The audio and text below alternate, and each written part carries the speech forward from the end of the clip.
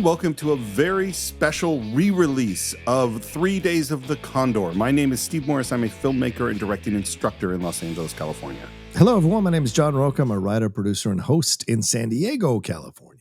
And we are revisiting this episode. John, did you know that for a long time, this episode was above and beyond the most downloaded episode of the Cine-Files on YouTube? I did not know that. For 3 Days of the Condor, really? 3 Days of the Condor had, and I'll tell you who pointed this out to me, Please. is our guest on 3 Days of the Condor, Stephen B. Jones, sent this to me as soon as he saw it. And yeah, you know better than anyone how the internet's like will suddenly find a thing, and suddenly a few 100,000 people, I think, downloaded 3 Days of the Condor or something. Yeah. Like it went pretty crazy, and which isn't surprising because it's a great episode. And what I should say is the reason that we're releasing it right now is that we're right in the middle of what Kevin Feige referred to as 3 Days of Captain America, and that is Captain America: The Winter Soldier, which owes so much to these thrillers from the 1970s. Yeah, it's fascinating because this is one of those ones that I kind of skipped by for a long time and then watched it later in life, which I think I talk about on our episode.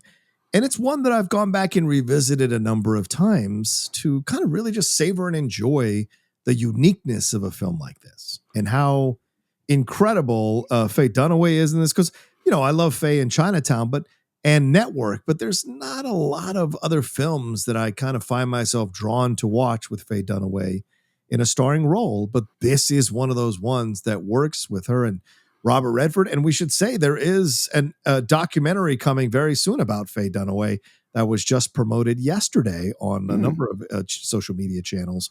And so we might get to see more of her point of view or hear more point of view on making 3 Days of the Condor. And this is also a Max von Sydow, who's very scary and threatening in the film. Yeah.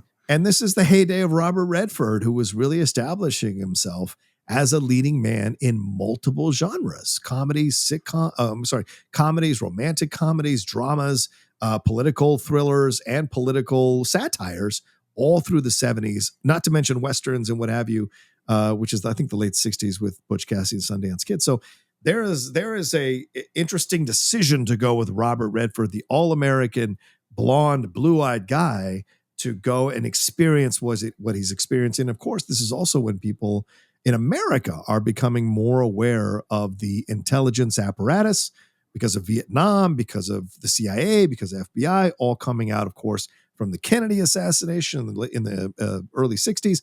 So this is also when a huge section of the American public now is becoming more and more aware of dirty money and black ops and these things that we now take for granted and read numerous books on. This is like the beginning stages of it becoming a pop culture thing. And I think the film took a great advantage of that and was very topical and timely. I 100% agree. And one of the things I think makes it so great is you take Robert Redford, who is, let's face it, a pretty sexy guy, and you cast him in the role of the bookworm, the intellectual, and of course, Robert Redford, who is super smart, is able to do that perfectly. And I'm going to make a weird comparison, which is that in a weird way, okay, let me say this first. This movie is not like Die Hard, but in a weird way, it's like Die Hard. Yeah. And this is what I mean by that, which is you take this person who is suddenly thrown into the circumstance. In the case of Die Hard, his skills actually align a lot better with dealing with a bunch of terrorists in a building. But in this case, the intelligence of Robert Redford, as he slowly grapples with the situation that he's in, comes to the fore. And we see all of the moves he makes as he's trying to deal with being hunted by the entire intelligence community. And he doesn't know who to trust. And I think you mentioned those other roles of Faye Dunaway, and you have the really intense, vulnerable, crazy character in Chinatown. You have the super intense, brilliant, maybe somewhat soulless TV executive in Network. That's so different from what we have in 3 Days of Condor, because this Faye Dunaway is just a normal person. Yeah. And what's so interesting is when he essentially kidnaps her, it's genuinely scary. And even though we know Robert Redford is a good guy, or we kind of think that he does some stuff that is real scary because otherwise he's going to die. I mean, that's what's going on. Yeah. And I think that's a great point, because he's initially, you sense that he's a nice guy, but as he gets further down this scary and unsettling path, running away from a guy who is known to be a killer, some of the things he does challenges you as a viewer to be like, well, he's being mean or he's being not a good guy in this moment. And it's like, he's trying to live. He's trying to survive. And this is literally life and death. And so he may take a few creative license moments and do certain things, but it's because he's trying to stop this all from happening. And he is making it up on the fly as he goes along. And I think sometimes viewers forget that when they watch movies, is that like, well, there needs to be the morally right and morally good. It's like, no, man, when a real life person is thrown into a situation like this, they're not always going to be consistently good or bad. It's got to be about, well, what's the bigger picture? And that's to survive. That's to get this information out there. That's to expose what I need to expose.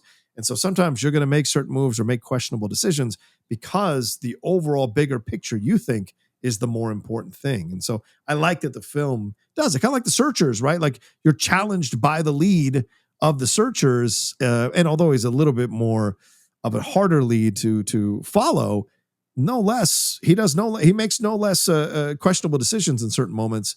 And I like that about the film that doesn't shy away from that, you know? Well, and compare that to what we have with Captain America. In both cases, their whole world falls apart. In both cases, they thought they understood how everything works. Yes. And then they find out that they don't. In both cases, the people that he thought were supposed to protect him are now coming after him. And he doesn't know who to trust within the organization. I'd say the main difference is exactly the point you alluded to, which is that things get into a gray area with Robert Redford's character, whereas Steve Rogers, he's just not a great person. And so what they do, which I think is so brilliant, and I can almost picture them having this in, conversation in the writer's room of like, oh, Steve Rogers isn't going to go into the gray area.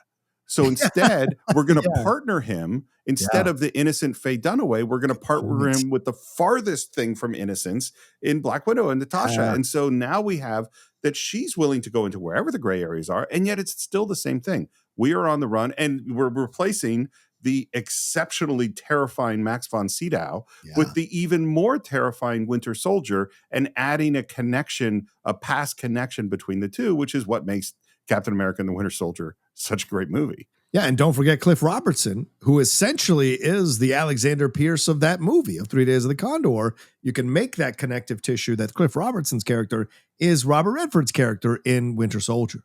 So I like, you've got these beats. Again, this is how the Marcus and McFeely and the Russos direct and write a film that is an homage and borrows beats or character connections from an original film, but very much makes it their own. So you just borrow a little bit of that vibe and that feeling, but you're telling a different story, even if some of the story beats are similar. And I think that takes an incredible amount of skill to make it feel like an homage and not like a theft or stealing an idea. It feels very much like an homage, kind of like what Quentin does with a lot of his movies. They're essentially homages, but a lot of the things he steals are cliches from the movies that he's paying homage to. And I love that this movie really nails that.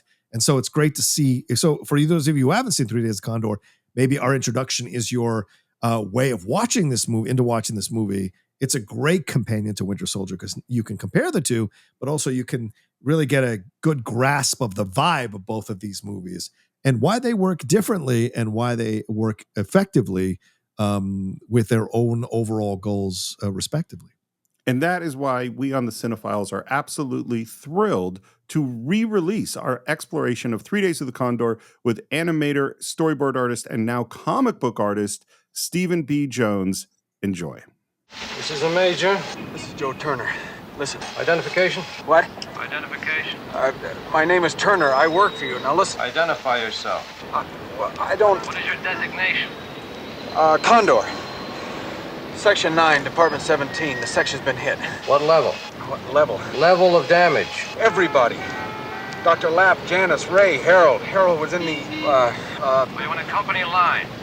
No, I'm in a phone booth. I'm just a block away. I'm in the street. You're in violation of secure communication procedures, Condor. Listen, you son of a bitch. I'm telling you, I came back with lunch and it was raining and the whole house was murdered. Everybody is dead.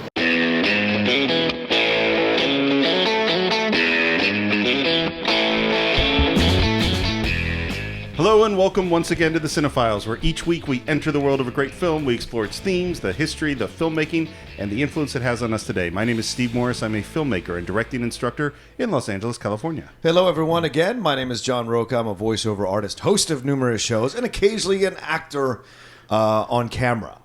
And today we're really, really happy. Well, Yes. I'm particularly really happy because I get to welcome one of my oldest friends in the world. I've known him for 30 years. We met in high school. Wow. He is an actor, a storyboard artist, a character designer, has worked in animation for 20 years at this point. 20 years this 20 year. years, started in comic books, was transferred over to animation, and we talked about the list of shows to mention, and it goes on and on and on, including Superman the Animated Series, Batman Beyond, Teen Titans, Justice League Unlimited, King of the Hill, Brave and the Bold, Transformers, and there's a whole bunch of other ones, but I'm tired of listing your credits. So I'm really, really happy to welcome to the Cine-Files, Steve Jones. Thank you very much for having me. Yeah. Is that your professional name, Steve Jones or Steven Jones? What's your professional name? I get, this is the trouble Like, with what do being, the checks say when they come? It's like, well, if you want to find me online, which I'm sure you do, it's Stephen B. Jones. There it is. And I think that's mostly what I go by. But Okay. I think, I've been around long enough. I feel like I've gone by all the different versions you can, like Stephen Jones, Stephen Right. B. Jones, Steve Jones. Have you ever wanted by SB Jones? Probably at S. one Jones. point. There was even like a Steve, it's gotten weird, in there. When you have such a boring name, you end up trying to jazz it up. Look, Steve is not boring. No. Let's just be Oh, really yeah, clear John about that. Stephen Rocha, John Stephen Stephen Morris. Morris. That's true, Steve. Yeah, There's a lot of There's Steve three going on Steves here. in a way. Steve's in his And place. Three here's a- Steve Migos. And here's a question I wanted to ask you because you start, you're also an actor, and I wanted to know what influence does your acting background have any effect on storyboarding and character design and how you approach that process? Absolutely. I mean, I think I studied acting in. I have a BA in acting. God bless it. That's And, one of those really valuable degrees. Yeah, exactly. When you're at Starbucks, it's great. But I think it's a huge. A lot of animators, the Nine Old Men and different stuff have talked about like it's really acting with a pencil or something like that. So I think it's one of those things that at the time I was studying acting, I didn't really see how it was affecting my drawing. But then as all the years have gone on, I think there's definitely guys that are way, way better at like action than me, within the realm of storyboarding, guys that are just like great at staging explosions and karate fights and all that kind of stuff. And I feel like if I have a strength, I'm always trying to improve in that area, but I feel like a place that I feel very strong in my storyboarding is in my performances, and just in the moment-to-moment, beat-to-beat stuff of what are people thinking about, and making those transitions, cutting back and forth between actors. Like, I feel like, I start kind of acting when I'm playing the characters, when I'm drawing the characters. Well, but that's exactly it. Yeah. Well, and it's funny because one of the things I know that you do all the time when you're drawing is watching movies. And a great movie for watching performance and for watching action is what we're going to talk about today, which was your idea, 3 Days of the Condor, Sydney Pollack, Robert Redford. That's one of the best transitions I've ever heard Steve do. They're not always very smooth. Amazing. He just flipped that bat. He's just taking a leisurely stroll around the bases now. Listen, man, I'm a professional podcaster. And by professional, I mean that I don't get paid.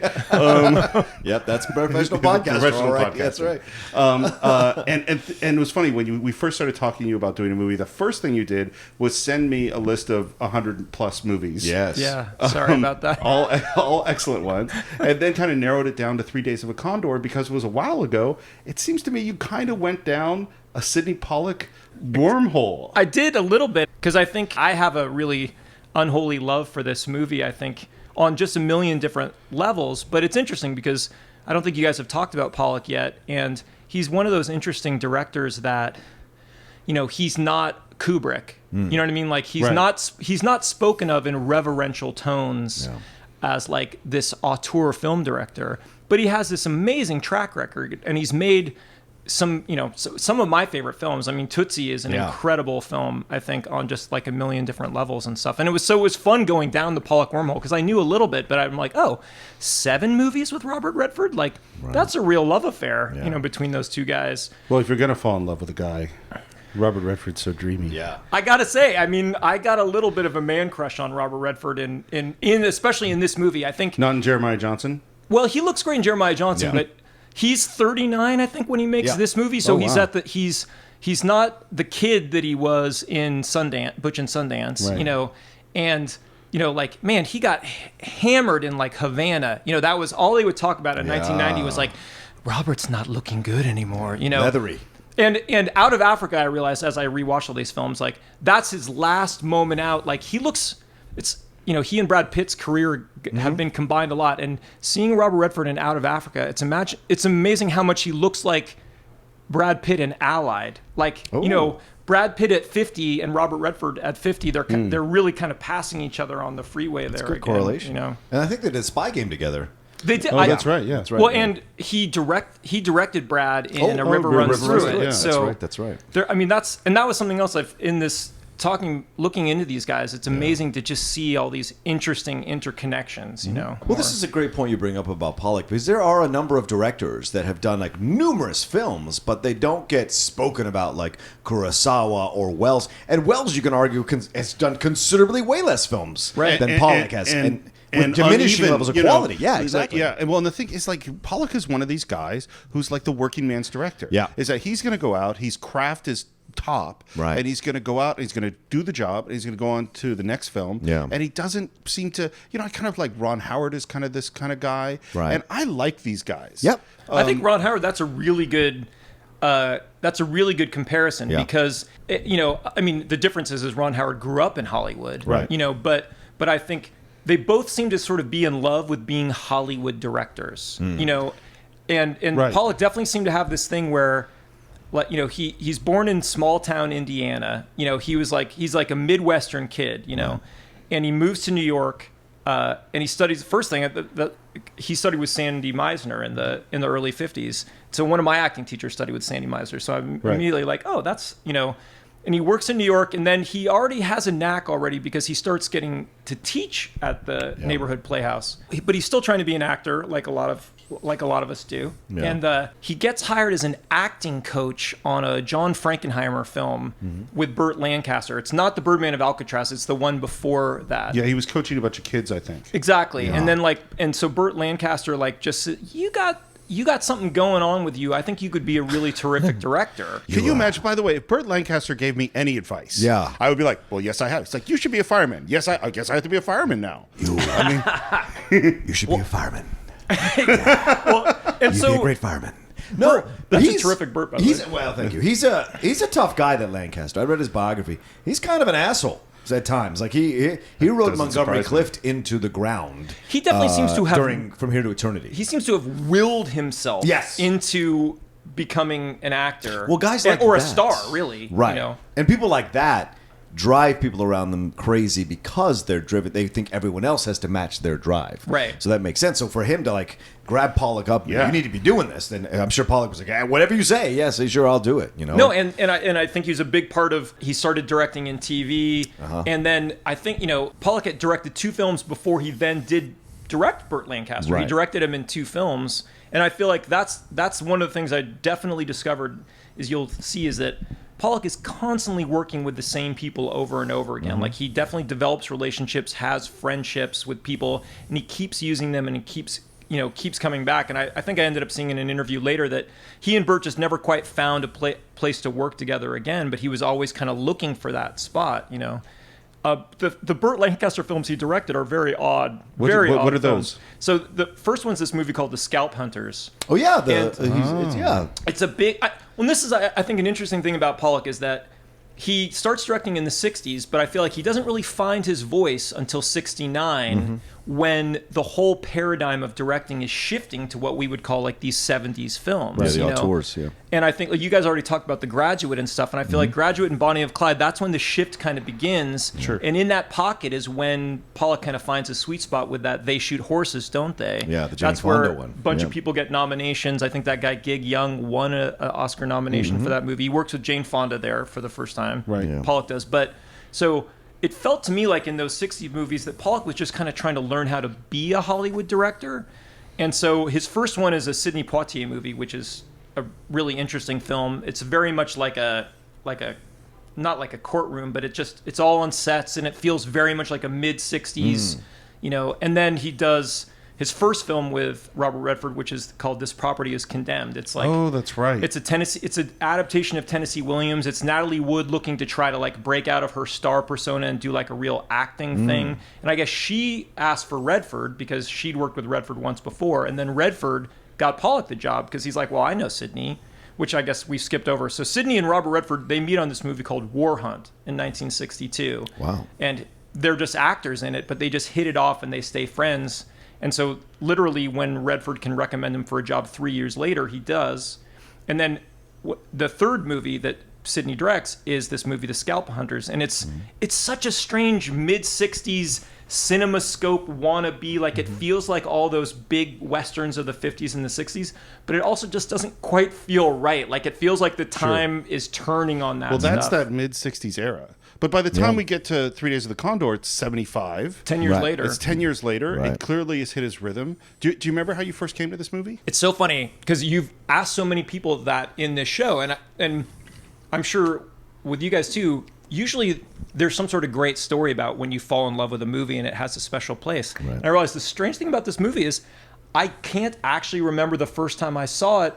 I was talking to another friend about it, and we both realized I remember seeing bits and pieces of it on TV in the late 70s and the 80s, but it wasn't until I think it came out on DVD like 20 years ago that I really feel like I fully discovered it and embraced it and have been watching it constantly for 20 years. But I don't have that quintessential first, like, when do you see Star Wars? Right. Did I see Aliens the day that it came out or whatever? And I think that's maybe it's true of a lot of older movies. You don't always remember exactly. Well, when sure, you they saw kind it. of exist in the ether, and maybe you see a bit on TV. What about you?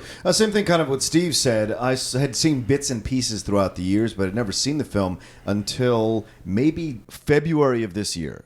Maybe. Oh, wow. Yeah, because every once in a while, we've talked about it on the show, I will go on this run on TCM where I will go like weeks and see ahead of time and go like, what are films that I have not seen? And then I'll set the DVR to record them so that I know like I'll be able to watch them when I get to it, And so that was one of those ones that I'd kind of had to make myself watch, because those old 70s type of films, once you miss that certain time to watch them, it's really hard to go back because at times they can be somewhat dated. Right. But this was incredibly enjoyable because of the acting, because of the structure and everything that happened within it.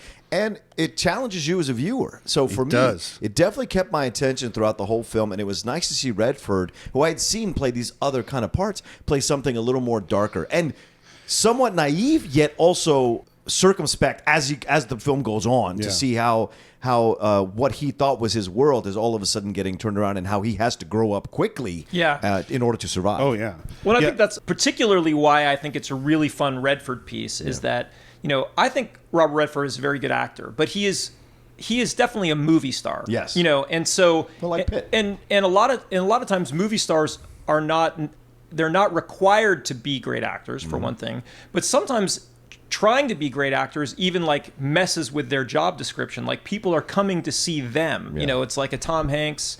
There's a list. Tom Cruise. There's a lot of people that we go see. Yeah, that's a great point. And so I think Redford's never won an award like Costner too. Never won an award for acting. Right. He didn't get an Oscar until he directed. And then of course he got a director the first time he directed with Ordinary People. But I think what's fun to me about 3 Days is that it's him kind of trying to mess with that. Like he's playing a real geek. And I think we're so now we take for granted geek chic so much that we're 20 years into it. But like in the mid 70s for Robert Redford to play kind of a nerd, was kind of cool. And it's a nerd that goes to a pretty dark place. Yeah. So it's kind of both ends of the spectrum. For me, it's funny. So I don't think I ever saw it until you said first time you saw it was the DVD. Well, I worked on that DVD, and that's the first time I saw it. And I remember seeing it and going, "Oh yeah, I've heard of this movie. Maybe I'd seen a little tiny piece of it. I don't know." And then being blown away, going, "Oh my God, this is a really, really good movie." And watched it probably 7 or 8 or 9 times on that DVD job as we did. And then I don't think I saw it since. So that's 20 years later that I just watched it again a few nights ago. And what was so interesting was at the beginning, and we're going to talk about all this, all of the sharpness and tightness of its structure and the beautifulness of its craft. I remembered. I'm like, yeah, this is what I remembered. I didn't remember how fraught and complicated I was going to feel about what goes on in this movie. Yeah. Right. I had forgotten that. Yeah. And so it delivered on all the stuff I remembered, and then it also provided all these surprises that I didn't expect because I hadn't seen it in a long time. Well, and this goes in the bin of things like All the President's Men, right? Obviously, the Parallax View, Iger's Sanction. There was all these... The Conversation. There was all these films that came out around this in the 70s, around this time, about really exploring this whole idea of a shadow conspiracy or a shadow government, or what we see now called the deep state, what we hear now in our lexicon now. So it's fascinating, and I look forward to films coming out like that now with everything that's happening in our political climate now, because that was obviously spurred on by Watergate, spurred on by the disillusion of the flower power movement, like falling apart, and the 70s and all the movements like with the Native Americans and with women protesting more to have equal rights. All these things were happening, and so it kind of exposed that, and the art reflected that, which was great. Yeah. Well, let's get into it. So it starts off with a book, which is called 6 Days of a Condor. Some more time is what you're saying. Which is like, and I think it is 3 days is better. Yeah. We don't have a week to tell this story. We got a weekend. There's all these rules about like numbers, and like certain numbers are comedy numbers and certain numbers aren't. Yeah. 6 is a terrible number. They're very well. Like, there is a power to prime numbers. I think 3, 5, 7, 11, 13. Right. I'll stop listing them, but there's a lot more. I'm sure you can go through them. And book came out in 74, and this movie's 75, so it's really fast from the book to this movie coming out. And we start in this film with some really funky 70s music. All right, that brings me to Dave Grusin. So he's an interesting collaborator with Sydney, because he works with him on practically everything. I mean, he worked with him on like the Yakuza. Like he even recommended him on stuff. The Yakuza with Robert Mitchum? That's Sydney Pollack too. That's Dave Grusin. I didn't know that was Sydney Pollack. And so he does the music on like Absence of Malice. He does it on Havana. He does it on The Firm. And even Sydney even recommended him for films he produced, like that Recount thing that was on HBO. Right. That's a Sydney Pollack production that he almost directed, I guess. But so we get this. It is some funky 70s. Yeah. The funny thing about Grusin is like, God love him. Like this, what I love about your podcast too is it's a positive podcast. So we'll keep it positive. But I think he always sort of changed with the times. But I also think, sadly, a lot of his music in all of Pollack's movies sound a little dated because they're always a little bit too much of the time. Yes, agreed. And because in Absence of Malice, which is 81, there's just some stuff that almost feels like it's Rocky 3 music sometimes. Like in a couple like, Paul Newman, now he's going to the store. You know what I mean? Where you're like, okay, I got it. Like, we should be inspired now. You know? Right. An interesting thing I thought while watching all this stuff with Pollock and seeing Grusin and stuff is that there's also an interesting thing about when you work with the same people all the time and you sometimes mix it up, because Sydney used this guy for his composer for almost 7 or 8 films in a row. Then when he does Out of Africa, he is using John Barry's score as a temp track when he's editing. John Barry's the guy who did all the James Bond stuff. And I guess he kind of falls in love with the John Barry stuff to the degree that he finally goes to John Barry rather than Grusin. That Out of Africa score is really beautiful. And John Barry wins an Oscar it's a beautiful for score. that score. And Sydney finally wins an Oscar. So it's kind of funny that, like, Out of Africa, except for Redford, is one of those times where he kind of didn't bring all the same guys back. And it seemed to have been the special thing that kind of got Sydney over the edge to finally get Best Picture, Best Director, all that kind of all stuff. those guys are like dragging him down. As we get our funky music, we're immediately introduced to this place of work where we're seeing books and research, and people are talking about things that we don't understand. And it's a really good, mysterious kind of opening. Like, what is this place? I think one of the great things about this movie, and watching all these movies again, it made me realize this is something that Pollock does really good. He is a master of setting up his world in the first 5 to 10 minutes, which any movie has to do. Tootsie, one of the best goddamn first 10 minutes of a movie. We get so much information about Dustin Hoffman in that time, like the kind of actor he is, the relationship he has with Bill Murray, with Terry Garr, like why he's such a frustrating guy to work. We get that he's not only a tremendous actor, but that he's a pain in the ass. Like we get everything. The Firm has another great. Those first 10 minutes, we're getting and Tom this Cruise's is really whole, hard to do. I mean, this is tough I mean, from the screenwriting point to everything, it's like, how do we compress time and get all the information we need? And what we establish, one of the things I really love about this opening is that it establishes it as such a normal place.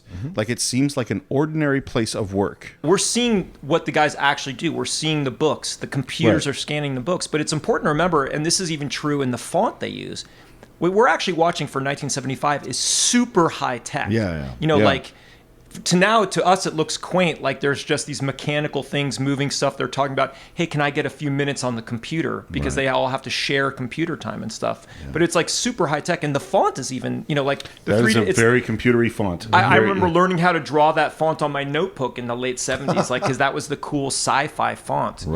And we get I love the shot of Robert Redford on that scooter heading to work. It's so fun, and he shows up. He's got the toque, Canadian toque. And there's some guy that's in a car that's set, and this is one of the things the movie does really well, is just setting the tension just a little bit with these little details. Robert Redford shows up, and it is a very different character for him. As you say, it's nerdy. He's smart. He's kind of overly involved in everything. He's a little bit, he's got a sense of humor. He's a little jokey. He doesn't take things too seriously. It's a lot of fun watching him walk into this space. Yeah, but he's also questioned, because that guy comes up and he's like, you didn't follow the proper channels. You did this kind of stuff. So we get already, like you said, the first 10 minutes of this film introduces us so concretely to the Robert Redford character, right? He's intelligent. He's smart. He's so intelligent and smart that he doesn't feel like he has to follow the rules. Right, we immediately... Which already sets up the fact that he will break rules as he goes along through the film. No, you're right. Exactly. Like the fact that he goes out the other way, that he has all these little different protocol things, that he's not a guy that's obsessed with doing everything by the book, even though he loves books. Yeah. That's great. And then in the setup, it's great too, is that we get just a little bit, those 6 characters are all real people. In just a few exchanges of lines and stuff. The security guard, hey, he's not doing it right. The lady constantly smoking. With a gun in the drawer. Right. That's a key detail. But it's like, why has she got a gun in the drawer? What is this place? And the office romance, like interracial romance in 1975, pretty cool. Not something we saw a lot after he just came off of being with Mia Farrow, in Great Gatsby the year before. Like, and now it's like, oh wait, is he dating an Asian woman? Well, and they don't put any. They don't put any stuff on it. You know what I mean? Like they don't explain it. We don't know exactly what their relationship is. We just kind of show it and we sort of move on. It's really done well. And then we continue to have these little details of something's going on. We see this van pull up. We go out. He goes out because there's kids messing with his scooter, and you have this moment of something. You keep and that's such a great geeky thing too, because he goes like, "What's on your mind?" You know what I mean? Like, it's not, he doesn't come out there as a bully. He's not confrontational. He seems a little bit troubled by it, but and then they just run off. But I love that line. Like, what's on your mind? Like, it's such a strange non-confrontational Even a little line. thing like a man puts an umbrella in a garbage can. And all of these things are sort of like, something's happening. You don't know what. And then Redford is like going to have to go out to get some lunch. And he, again, violating the rules, goes out through some back exit. Right, because he figured out it takes 30 seconds off the travel time. And it saves him from getting wet in the rain a little bit more. And we know this is a key thing, is that, they don't know that he left. Right. Whoever these people are with a list. He goes over to this diner. It's a great scene in the diner. I'm building up a great collection of rejection slips. Yeah, I know the feeling. I always wanted to be a Scofier. Well, maybe it's not too late. Van Gogh was 30 before he started to paint. No kidding. There's no mayonnaise on Dr. Lap. On the other hand, Mozart was 3 when he started to play the piano, and he was composing at 6. Fast starter. Probably better. I don't know. Van Gogh never sold a painting in a whole lifetime. Mozart died a pauper. What am I, the New York Public Library? Hey, that's a very bright man. It's very educational. That's why I come in here. You come in here to get sick, just like everybody else. Hey, come on. Hey, no butter on Ray's sandwich. He gets very panicky about butter. Total save the cat stuff in terms of like, he keeps doing stuff that both reinforces his character, that he's a little bit of a lawbreaker, but that he's also just a really good person that cares about people, And smart and funny and kind of engaged.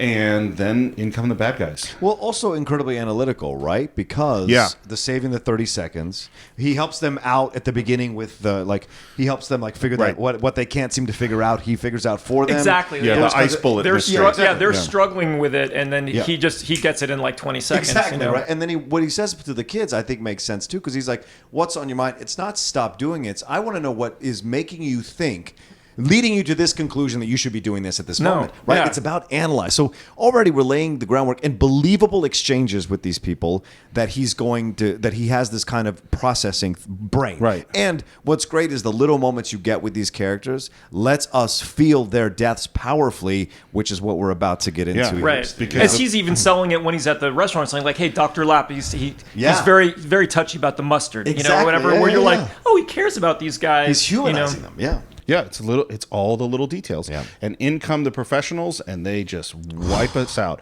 And it's scary. And I was thinking about what makes this sequence so scary. And it's a strange analogy, but it reminds me in a strange way of Jaws. And this is why: is that part of what makes Jaws so scary when you're sitting on the beach is that it seems so normal. Yeah. This completely abnormal thing is happening to things that look very familiar. Yeah. And this group of people that are just at work seems very like No. ordinary people at work, and the scary guys come in. And the other thought I had was like, part of what makes professional killers like these guys are so scary is there is no time.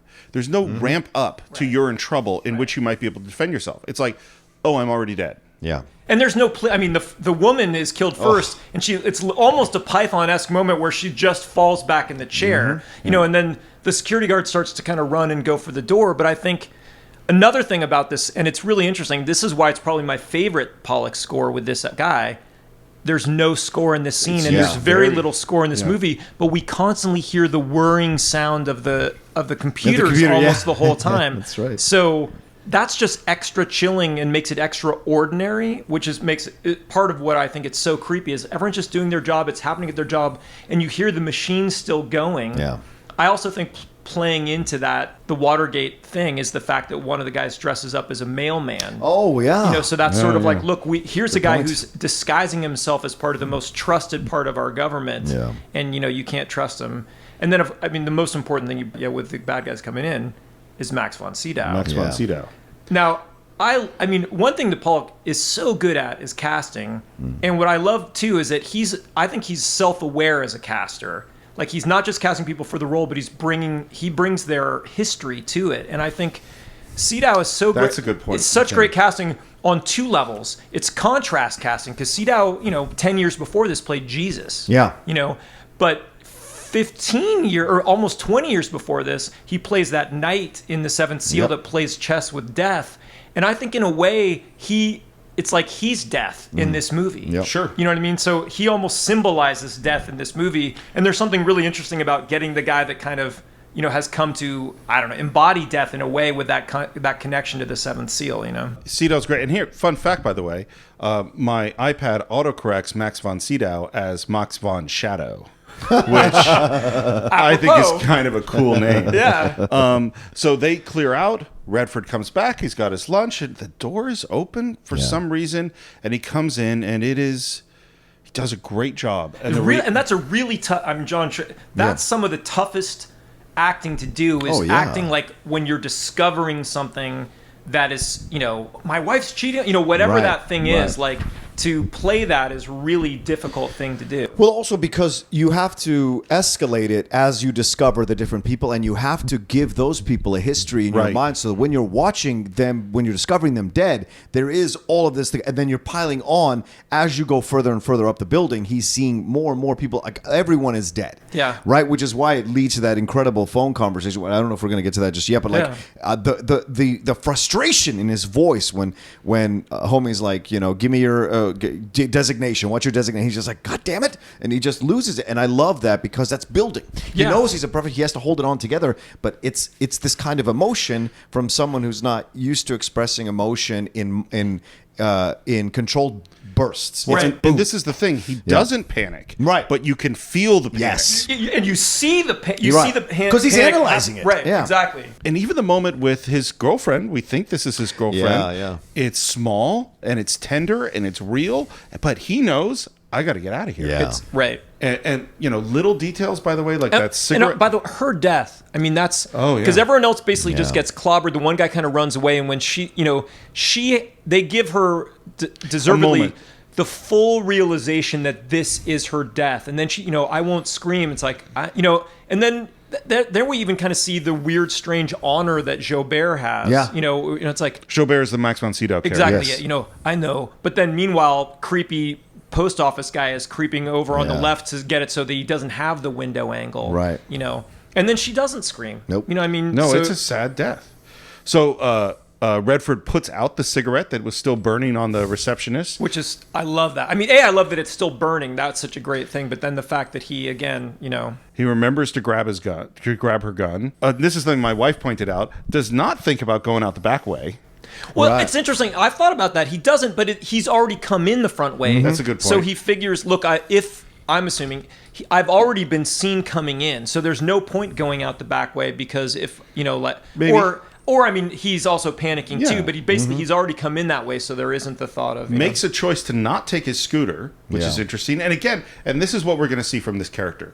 This guy's smart. Yeah. We know that he was smart at the beginning, and while he is panicked now, we are going to see those wheels start to turn. You know, they grind a little bit at first, and then turn faster and faster until we see the actions of a really smart guy in a genuinely scary situation. Right. He's constantly smart in the moment. Right. He's constantly, and you as a viewer going, why is he doing that? Why is he doing that? But you're constantly seeing those wheels turning. Exactly. Which And it plays out. It bears out. His decisions bear out as the film goes along. And one of the things that this movie does so well is make you distrust the world with him. Yes. Is that there's a woman coming with a baby carriage. Oh, yeah. And Right. and there's this moment of like, maybe she's a killer. Maybe everyone is a killer, and you feel that with him. And you know, this is a kind of feeling I think we don't do as much in movies anymore because we're so addicted to action. Right. Yeah. And action is the antithesis of this moment, which is the fear comes before the action. And so he goes off, he runs. Yeah, there's an enormous amount of anticipatory tension in this Right. movie, Yeah, where it's like... Well, because what this movie is really kind of exposing a scary world underneath our world. Yeah. Right. So he gets to make this phone call, as you mentioned before. He calls into the major, and Great it's character. a great sequence. Yeah. Yeah. This is a major. This is Joe Turner. Listen. Identification? What? Identification. My name is Turner. I work for you. Now listen. Identify yourself. Well, I don't. What is your designation? Condor. Section 9, Department 17. The section's been hit. What level? What level? Level of damage. Everybody. Dr. Lapp, Janice, Ray, Harold. Harold was in the, Are you on a company line?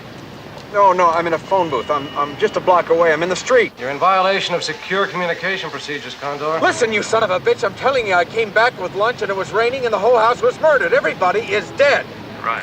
Has the incident been discovered by anyone outside the company? I don't know. I don't think so. Are you damaged? Damaged? No.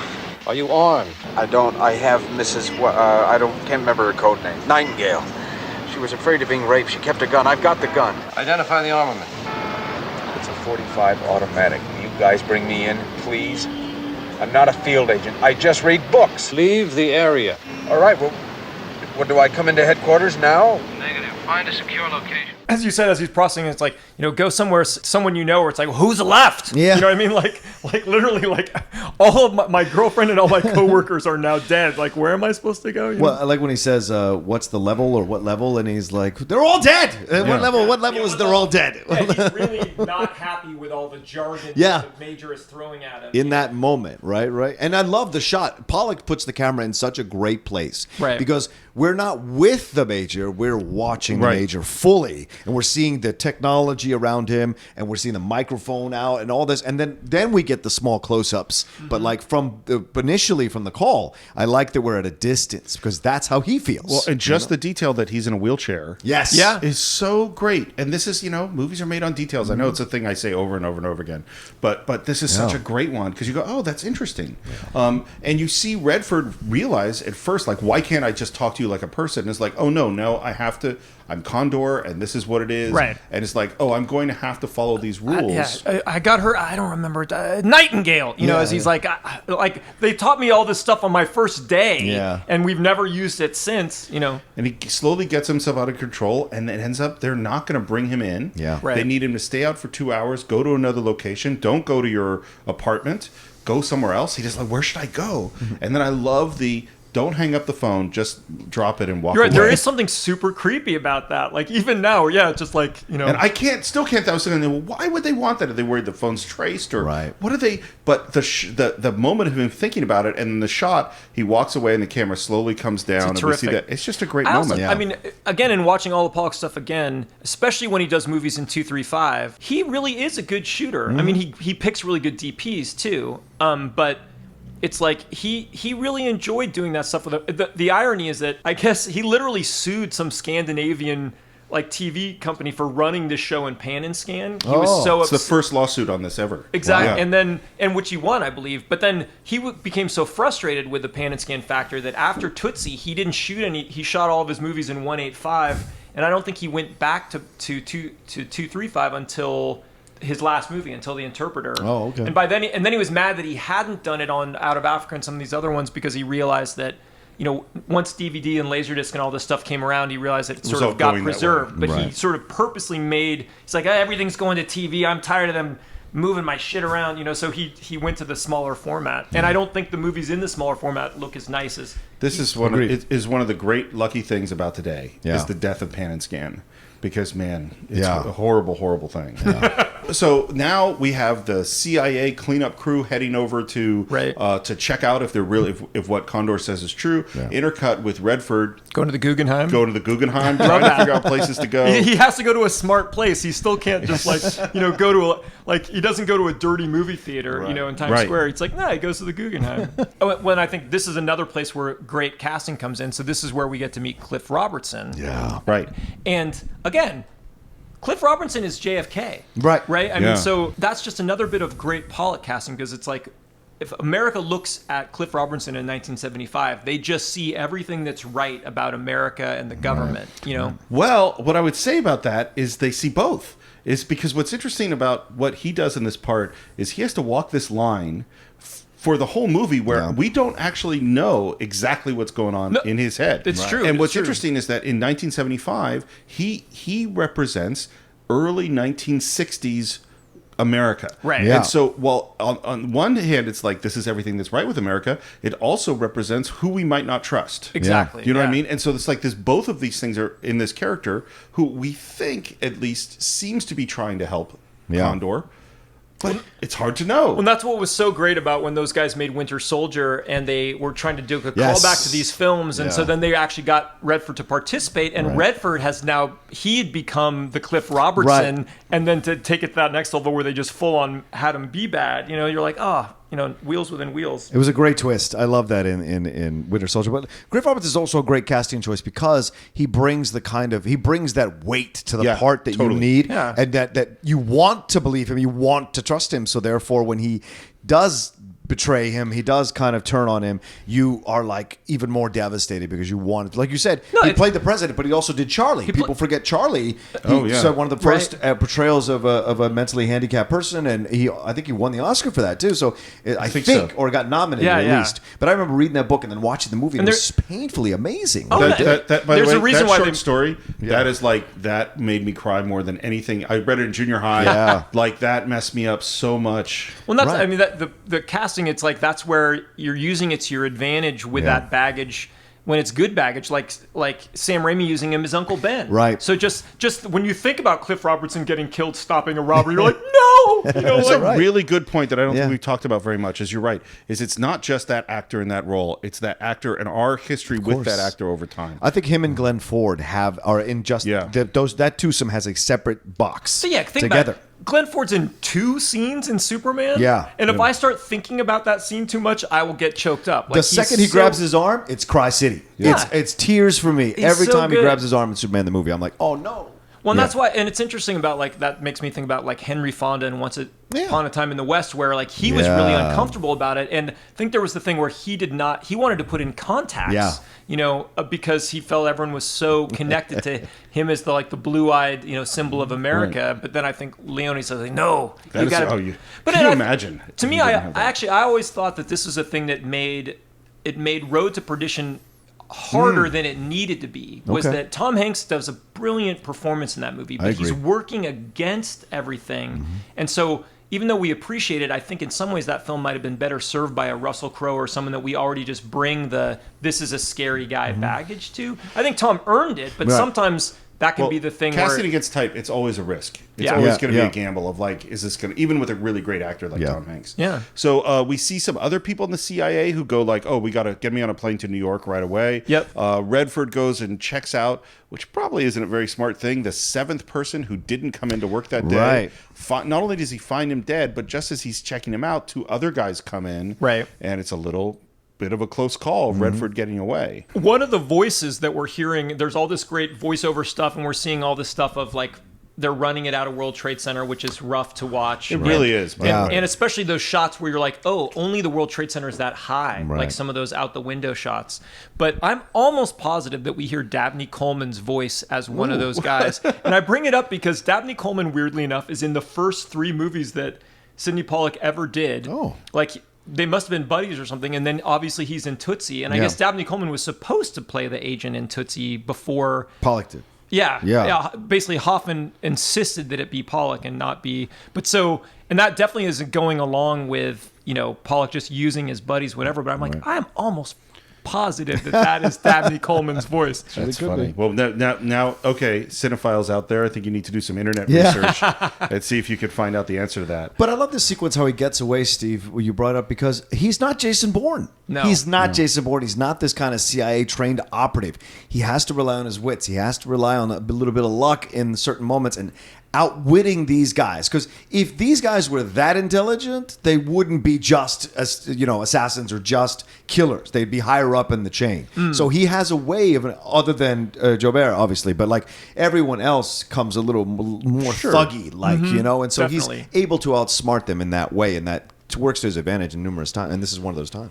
So now it's time to have this second call, and Redford's gotten it a little bit more under control at this moment. He goes to make the second call, and he's on the phone now with Cliff Robertson. This is CONDOR. Who is this?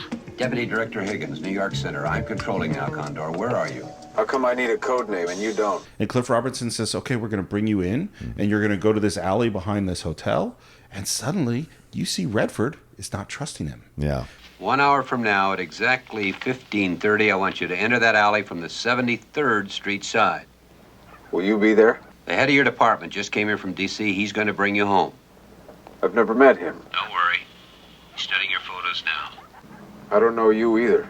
Because we're thinking, oh, of course, look, this is what the movie would have been if it had been made just 5-6 years ago. He would have come in and it would have been a different story. Because the CIA are the good guys. Yeah, and you're hearing Cliff Robertson's telling you and stuff, because they brought in Wick, I think is the character's name, that's the head of his department, but then he's like, I don't know him. And then you see him have that same realization, wait, I don't know you either. Yeah. Like, why do I have to prove to you? You have to prove to me well, too. yeah, how come I have to use my code name and you use your name? Like, Exactly. wait, like, how do I know that you guys aren't just the guys? And of course, he's right to be suspicious because one of the guys... He's definitely right to be suspicious, and the solution is, we're going to get this friend of yours. All right, Turner. We'll bring along a familiar face, somebody you know. Who's left? Got a friend in statistics named Sam Barber. Right. You know, which again is a creepy moment where they go, we know that you're friends with this guy. In statistics. Yeah. Which they've set up. I mean, in the first scene where he gets a kiss from his girlfriend, it's like we're having dinner at Sam and I forget the wife, and it just comes in. They don't put a lantern on it at all. Yeah.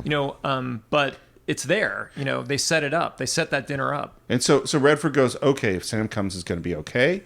And then we see Sam getting ready in like the armory or whatever. He's got a bulletproof vest put on, and he's with this guy Wicks, who doesn't take a bulletproof vest but does take a 45. And there's one moment in this scene that is fascinating, which is Sam is saying, "Oh yeah, I've known him forever. Me and my wife, I guess, have known him forever." Yeah.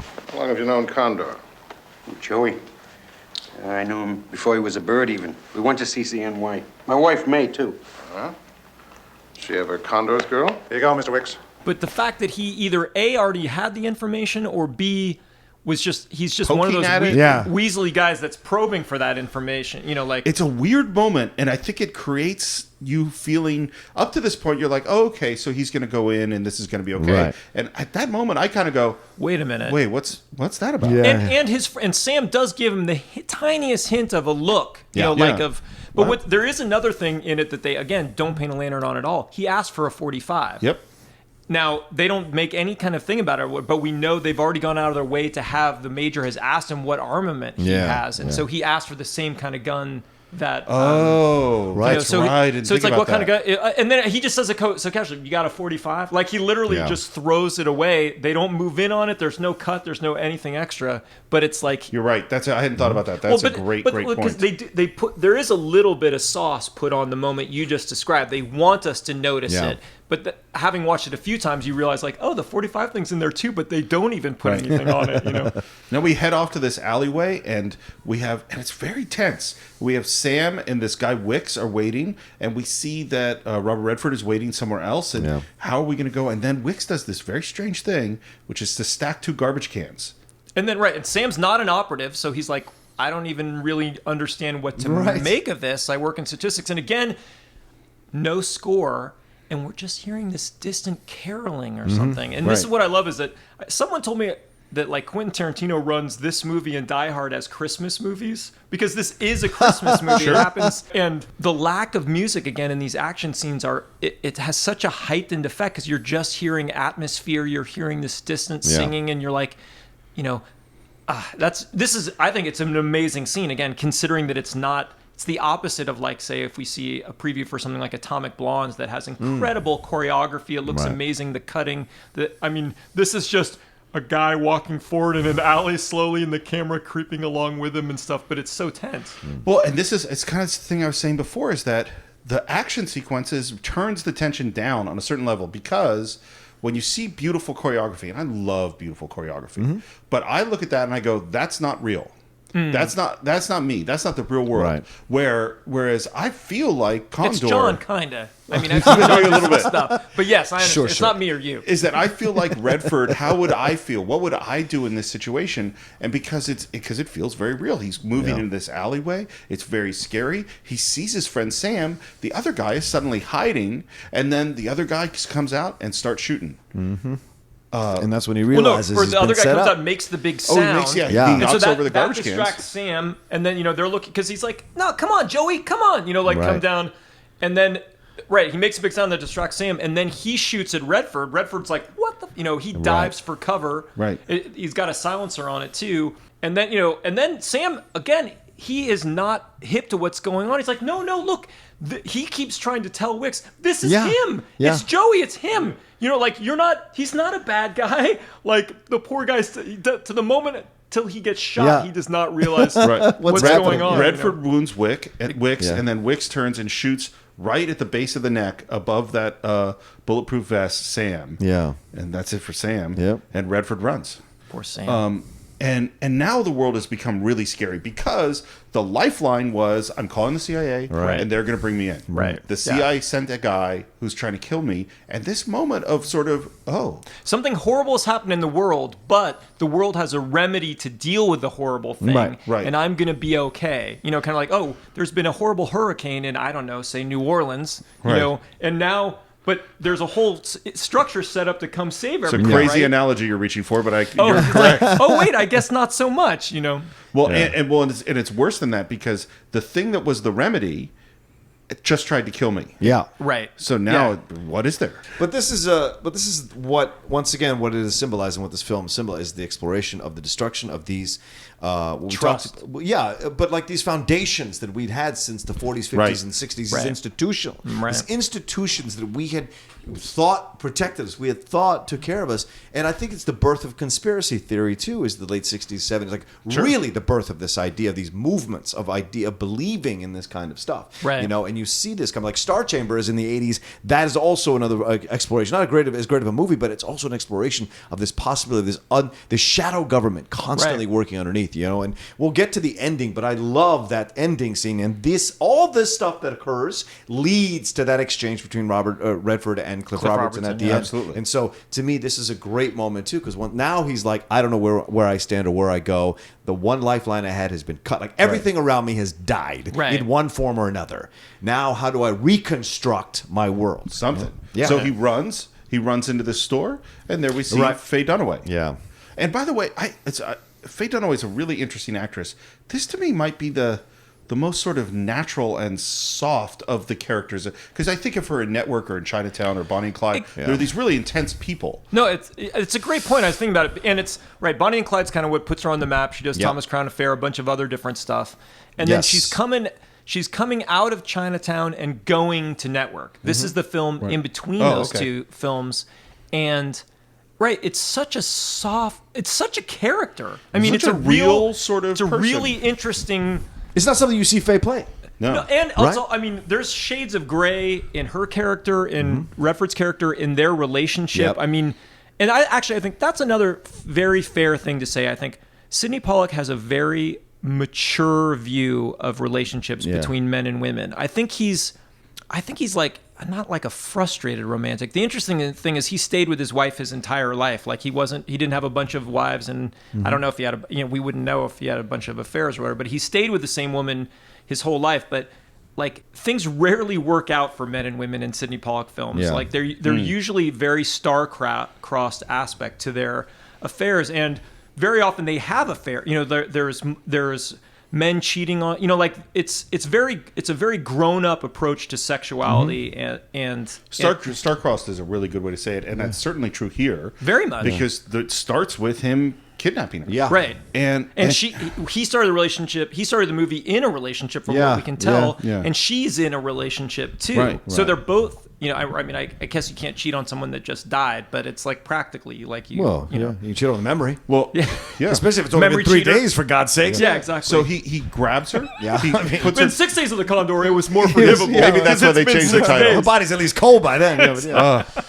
So he grabs her, forces her into her car, which is an awesome Bronco, I think. Right. And it's a great thing if he overhears her name because they're calling in for the credit card back in the old days. And then it's like, Kathy, and then she turns and then, And this is, he kidnaps her. He has a gun to her. Yep. He forces her to go back to this place. It is a kidnapping, unquestionably. And she is terrified. And what I keep expecting from Redford's character that he does not do... Make her feel better. Is make her feel better. Right. He does not. He keeps it scary. He doesn't say, "Look, I'm really a good guy. You're gonna don't worry, I'm not going to hurt you. Don't worry, I'm not going to rape you. I'm not. I just throughout, and it is genuinely scary. And this is where the movie becomes like, because you really like Redford and you really care about him, and his treatment of Faye Dunaway is like, ooh, how? And I understand why. It's not sadistic. No, he's not such a good guy that he goes out of his way to Yes, he's not allowing her to participate in the situation. He's forcing her to participate. Like he's not going, "Hey, this is happening to me. Help me." He's saying, "You're going to help me," which is the difference, right? And even when he gets back to the apartment, ties her up. Like he ties her up. Like that's huge. Yeah. You couldn't. I don't know if you could get away with that in 2017. I don't know. Well, this is what's something we talk about over and over again on the show shifting is understanding the movie at the time and then our perspective on it today, and this is definitely one where that takes place. While he's going off with her in the car, we go back to the CIA and we have the big meeting of the big guns, including the biggest of our big guns, John Houseman. That's awesome. You gotta love John Houseman. Now again, playing to the strength. So John Houseman produced This Property is Condemned, the Natalie Wood, Robert Redford film that was Sydney's second directorial effort. I have no idea how they connect, but for some reason he produced that film and then he used him in this movie. But again, I mean, the weight of John Houseman with Cliff Robertson, you're definitely feeling like, well, this group of people must be the good guys, the people we can trust. And I think he was coming off of Paper Chase. Right. Is this after Paper Chase? I think so. I think the movie, Yeah, and so this everything about it, and obviously, Steve and I know as massive Orson Welles fans how John Houseman produced a bunch of Orson Welles' stuff and had been his partner for a number of years through his conversion into Hollywood and what have you, and they had a terrible acrimonious breakup. Right. But he was always a guy who kept going forward as an actor and a producer consistently throughout the decades. Yeah. And you talk about someone who brings a certain veritas to a role, just his whole way of speaking. There is nobody like John Houseman. Right. No, it's incredible. What's so fascinating at this moment, we've just had the shootout in the alley, and now it's being reported back to all these CIA guys. And because in our mind, okay, maybe that Wicks guy was a bad guy, but the CIA are still the good guys who are going to bring him in. They still want to bring him in, right? And then as you listen to them talk, you go, oh, wait, they think he did it. The question was, Mr. Higgins, is he qualified with a handgun? No handgun, sir. M1 rifle and carbine. Evidently it was sheer luck. Or else... Yes? Or else what? Mr. Higgins? Miss Condor isn't the man his file says he is. Then where did he learn evasive moves? He reads. What the hell does that mean? It means, sir, that he reads everything. Well, he does seem rather more interesting than just another of our reader researchers. For example, has he gone into business for himself? Was he turned around? Does someone operate him? Is he homosexual, broke, vulnerable? Could he be a soldier of fortune? Did he arrange the hit? There's actually only one moment where they begin to, as like professionals, entertain like the one, like maybe we're not, all the ways that this looks on the surface is that Condor's the one that's a problem, and then there's literally like unless it could be, and then like I think that there's a drift off and the scene ends, or like someone calls, so you're like, oh, they never even got to go down that path, like someone stopped them from exploring that. But yeah, is he a homosexual? Is it, has he got, like they just start listing off all the reasons that he maybe could have been, has he been turned? And it does make sense. All these people got killed. And then when they sent, ostensibly, the good guys, he killed them both, or he shot his friend. Everyone that Condor knows is dying, so what's in common? Condor. I'd like to know what homosexuality played in whether I think back then it was a much bigger deal in terms of... So it was a very common way, I think, that... Of turning people. In spycraft, it was like, if you knew someone was gay, then you had something on them, and then that was a way for you to manipulate them within the world of intelligence, I think. All right. So we go back to Faye's apartment, and still Robert Redford is not cool with her. I told you I had a friend. 15 and a half, 34. I dig 15 and a half, 34s. What size are you? What are you, a clown? I'm scared. So am I. What are you scared for? You've got the gun. Yes. And she is, you could see, and Faye Dunaway, again, in this really soft way that I don't think we've seen from her, is really scared and trying to keep it together. And you see the wheels turning in her head of like, is this a bad guy who's going to rape me? Is this, what is this? Trying to figure it out. He plays this thing, and this is a hard thing to play too. He's just so fraught. You know what I mean? From how exhausting this experience has been. I just love the fact that he realizes, and again, he knows his greatest weapon is his brain, and he is so tired and burn out from the constant adrenaline. He's like, I just need to sleep. This moment is kind of amazing. Yeah. Because also, too, I mean, that's such a human thing. Like, when do we ever see, like, like say in the, in the next decade when all heroes became superhuman in their white tank tops and could, or it's kind of what wasn't there at the beginning, right? I mean, what we love so much about Die Hard is how human Bruce Willis is. And then Bruce Willis, unfortunately, becomes a superhuman. He turns in his human card to become an action hero, but why he was so great in that movie. And this is that same thing of like, wait a minute, guys. I know we're in the middle of a spy thriller here, but I really need to take a nap. Right. I mean, it's very real. You have to imagine the people in the studio would be like, we're not so sure about this Redford taking a nap thing in the fifth reel. But then where it goes is this amazing place, which is he forces her to lie down with him, has his arm around her, holding her hand behind her back. Lie down. Against the wall. Put this arm behind you. And keep it. Now you listen to me. I am tired. I've got to close my eyes for a while. I can't think straight. If you try and move or climb off the bed, I'll know it. I'll feel it. And I promise you I'll hurt you. Couldn't you let me stay in the other room? I believe what you told me. No, you don't. And he is really scary in that. Like, and if you move, I'll know. Like, he is not making her feel better at all. At all. Point. And it is this. We were completely with this guy. Yeah. And now we're like, oh my God, he's doing this horrible thing to this nice Faye Dunaway person. Right. And it's really terrible. And this is a thing that does not happen after the 70s. Right. You know what I mean? Yeah. Where we're going to do this with a character and just let you kind of sit in this uncomfortableness of it. On a quick tangential note, I did this scene in acting class once just because I was such a big fan of it, like 15 years ago. But Because it's such a great scene. I mean, he's in such a messed up place. She's literally just trying to like fight for her life every moment. Yep. But what I love is it's starting even in this scene when she's so scared, her quirky sense of humor is coming out in a few different little lines, you know, and that continues throughout. And again, I think that's such an interesting thing, A, as a character, and B, something, it's what is great about it. I mean, why it's such a great role for Redford, and it's such a great, interesting role for Dunaway. I don't know if she ever got to play as human a character in a way, you know, like. Well, I think, and that's why that's why it's inspired casting, right? Because she already has this credibility bringing, so you know she can bring this kind of unsettling approach to the character, or a very strong approach to the character. But she does it. She has a softness, and the softness. It's one of my favorite Faye Dunaway. And I am not a person who gravitates to Faye Dunaway films. I'm not. Network, whatever. I can only see her. I can see it once. I've never seen Bonnie and Clyde, and so it's one of those. She's not an actress that I gravitate to naturally. But in this film, because there are levels and complexity, in my opinion, that I can gravitate to and understand, I enjoy her very much in this performance, and because she ends up turning the tables as this thing goes along. Right. Yeah. So we see Sydow is now meeting with looks like one of the CIA guys, having some kind of conversation in DC. And one of the interesting things he says that I like is he says, well, the problem with this CONDOR guy is he's not a professional, because professionals are predictable. And it's funny. There's something I know you've done some martial arts. Steve Jones has done some martial arts. I've done martial arts for a long time. And one of the things you learn doing martial arts is the two most dangerous people on the mat are white belts and brown belts. And white belts are the most dangerous because you don't know what they're going to do. They're very totally unpredictable. And brown belts are dangerous because they know just enough to hurt you, but not really enough to control themselves. And they're very excited about what they know. Right. And so the professionals are predictable. I totally get it. Like a white belt will punch you in the face. You're just not like, what's happening here? No, yeah, it's a good point. And then Redford wakes up.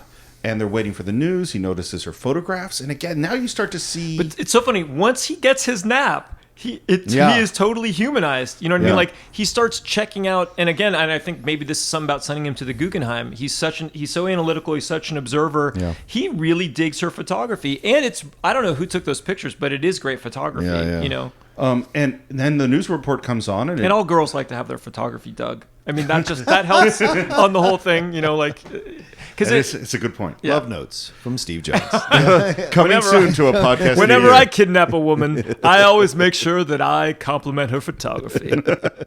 A news report comes on. It doesn't sound right. It's not what happened. And suddenly he realizes he needs to call Sam's wife, whose name I don't remember. Right. And finally goes, I have to go there. But what's he going to do with Faye?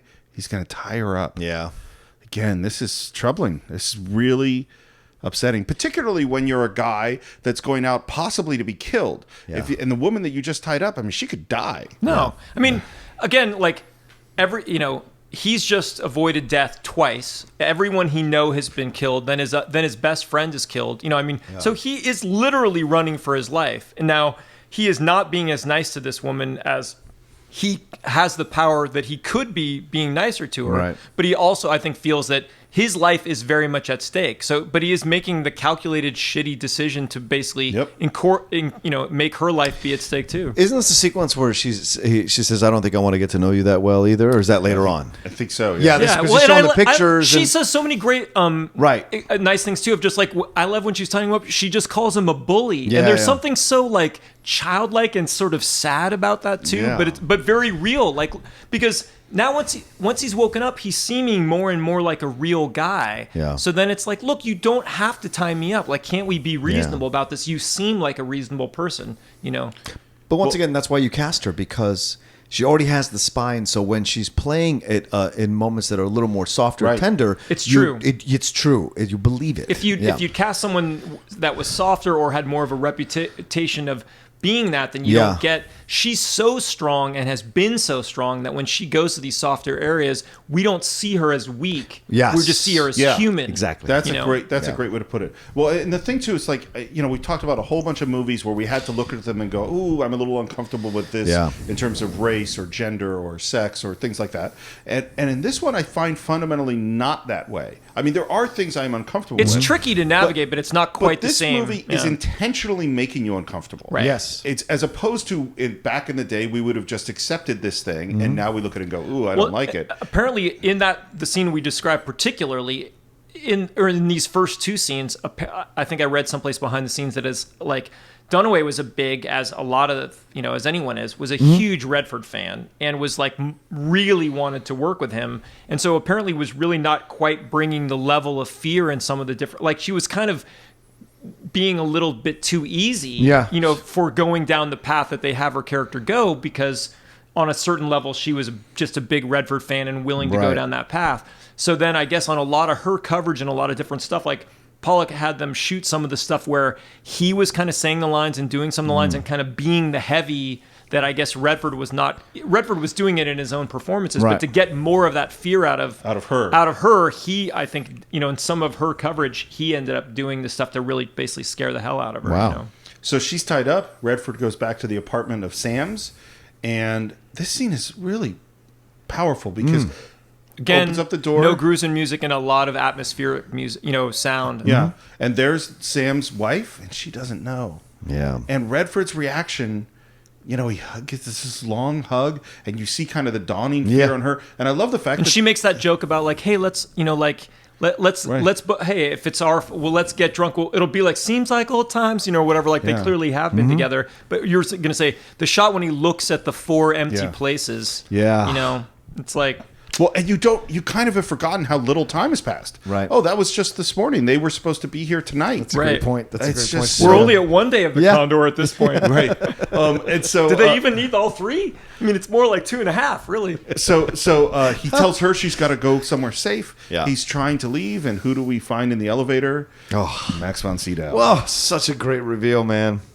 And then the whole elevator, they both... It's like whole a cat. sequence. It's like a cat and mouse chase in an elevator. Yeah.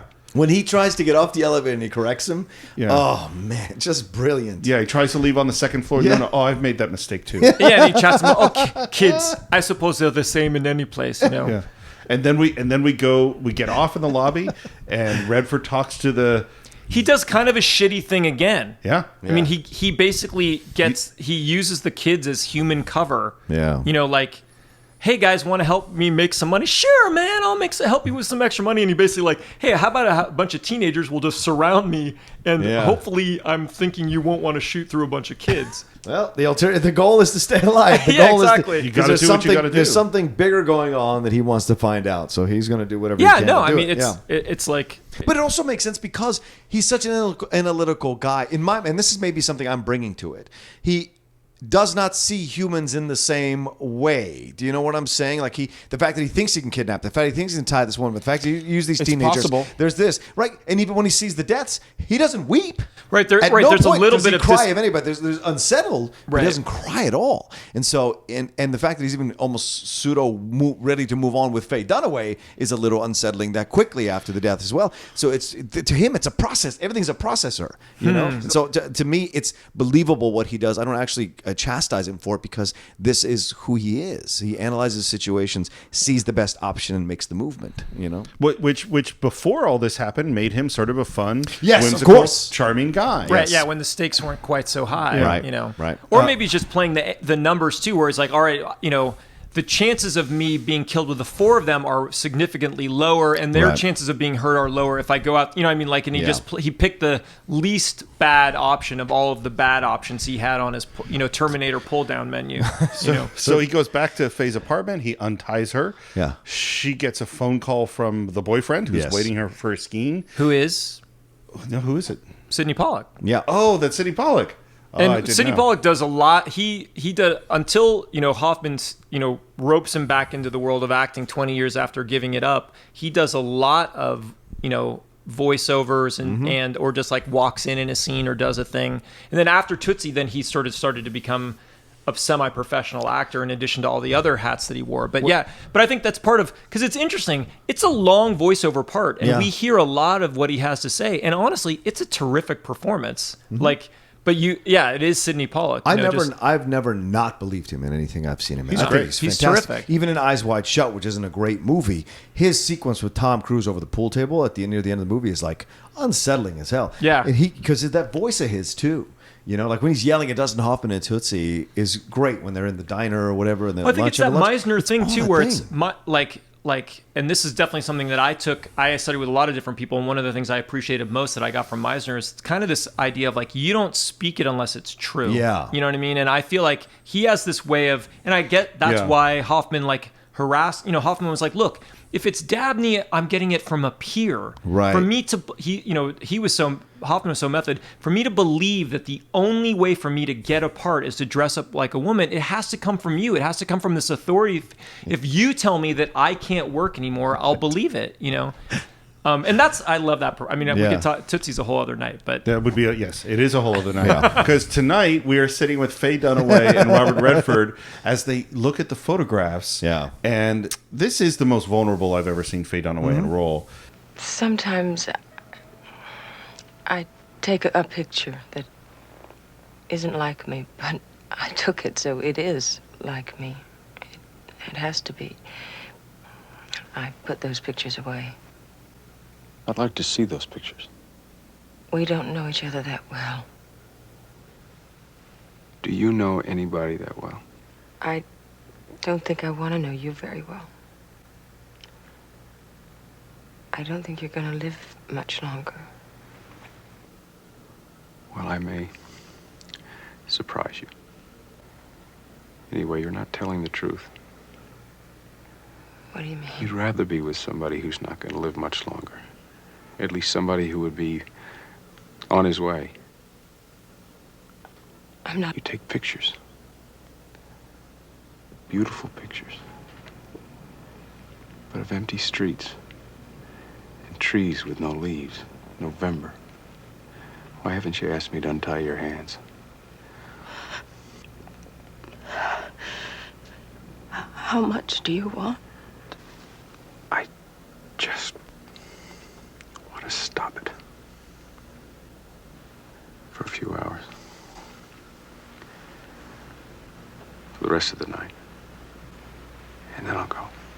And then, this is where I do go, this is a little weird today, is where a little Stockholm-y, little Stockholm syndrome. Absolutely. Is that you go, oh, are they going to kiss? Yeah. Oh, they are. Oh, they're having sex. And it's intercut with the photographs and beautifully done. And it is intentionally fraught with some stuff. But looking at it today, it's even more so. It's true. But though I do think it's not like it's believable in the context of how they've set it up and built it up. You know, I mean, they built it sort of step by step.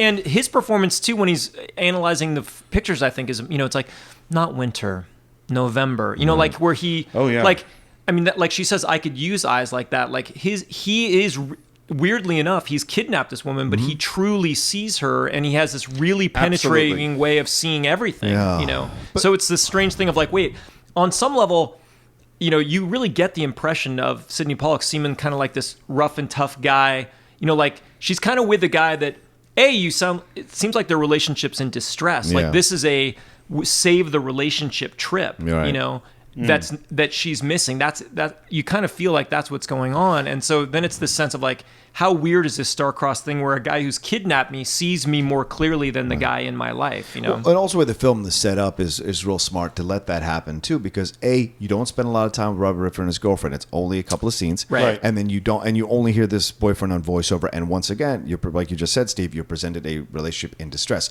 And those of us who are adults, we've been in these situations.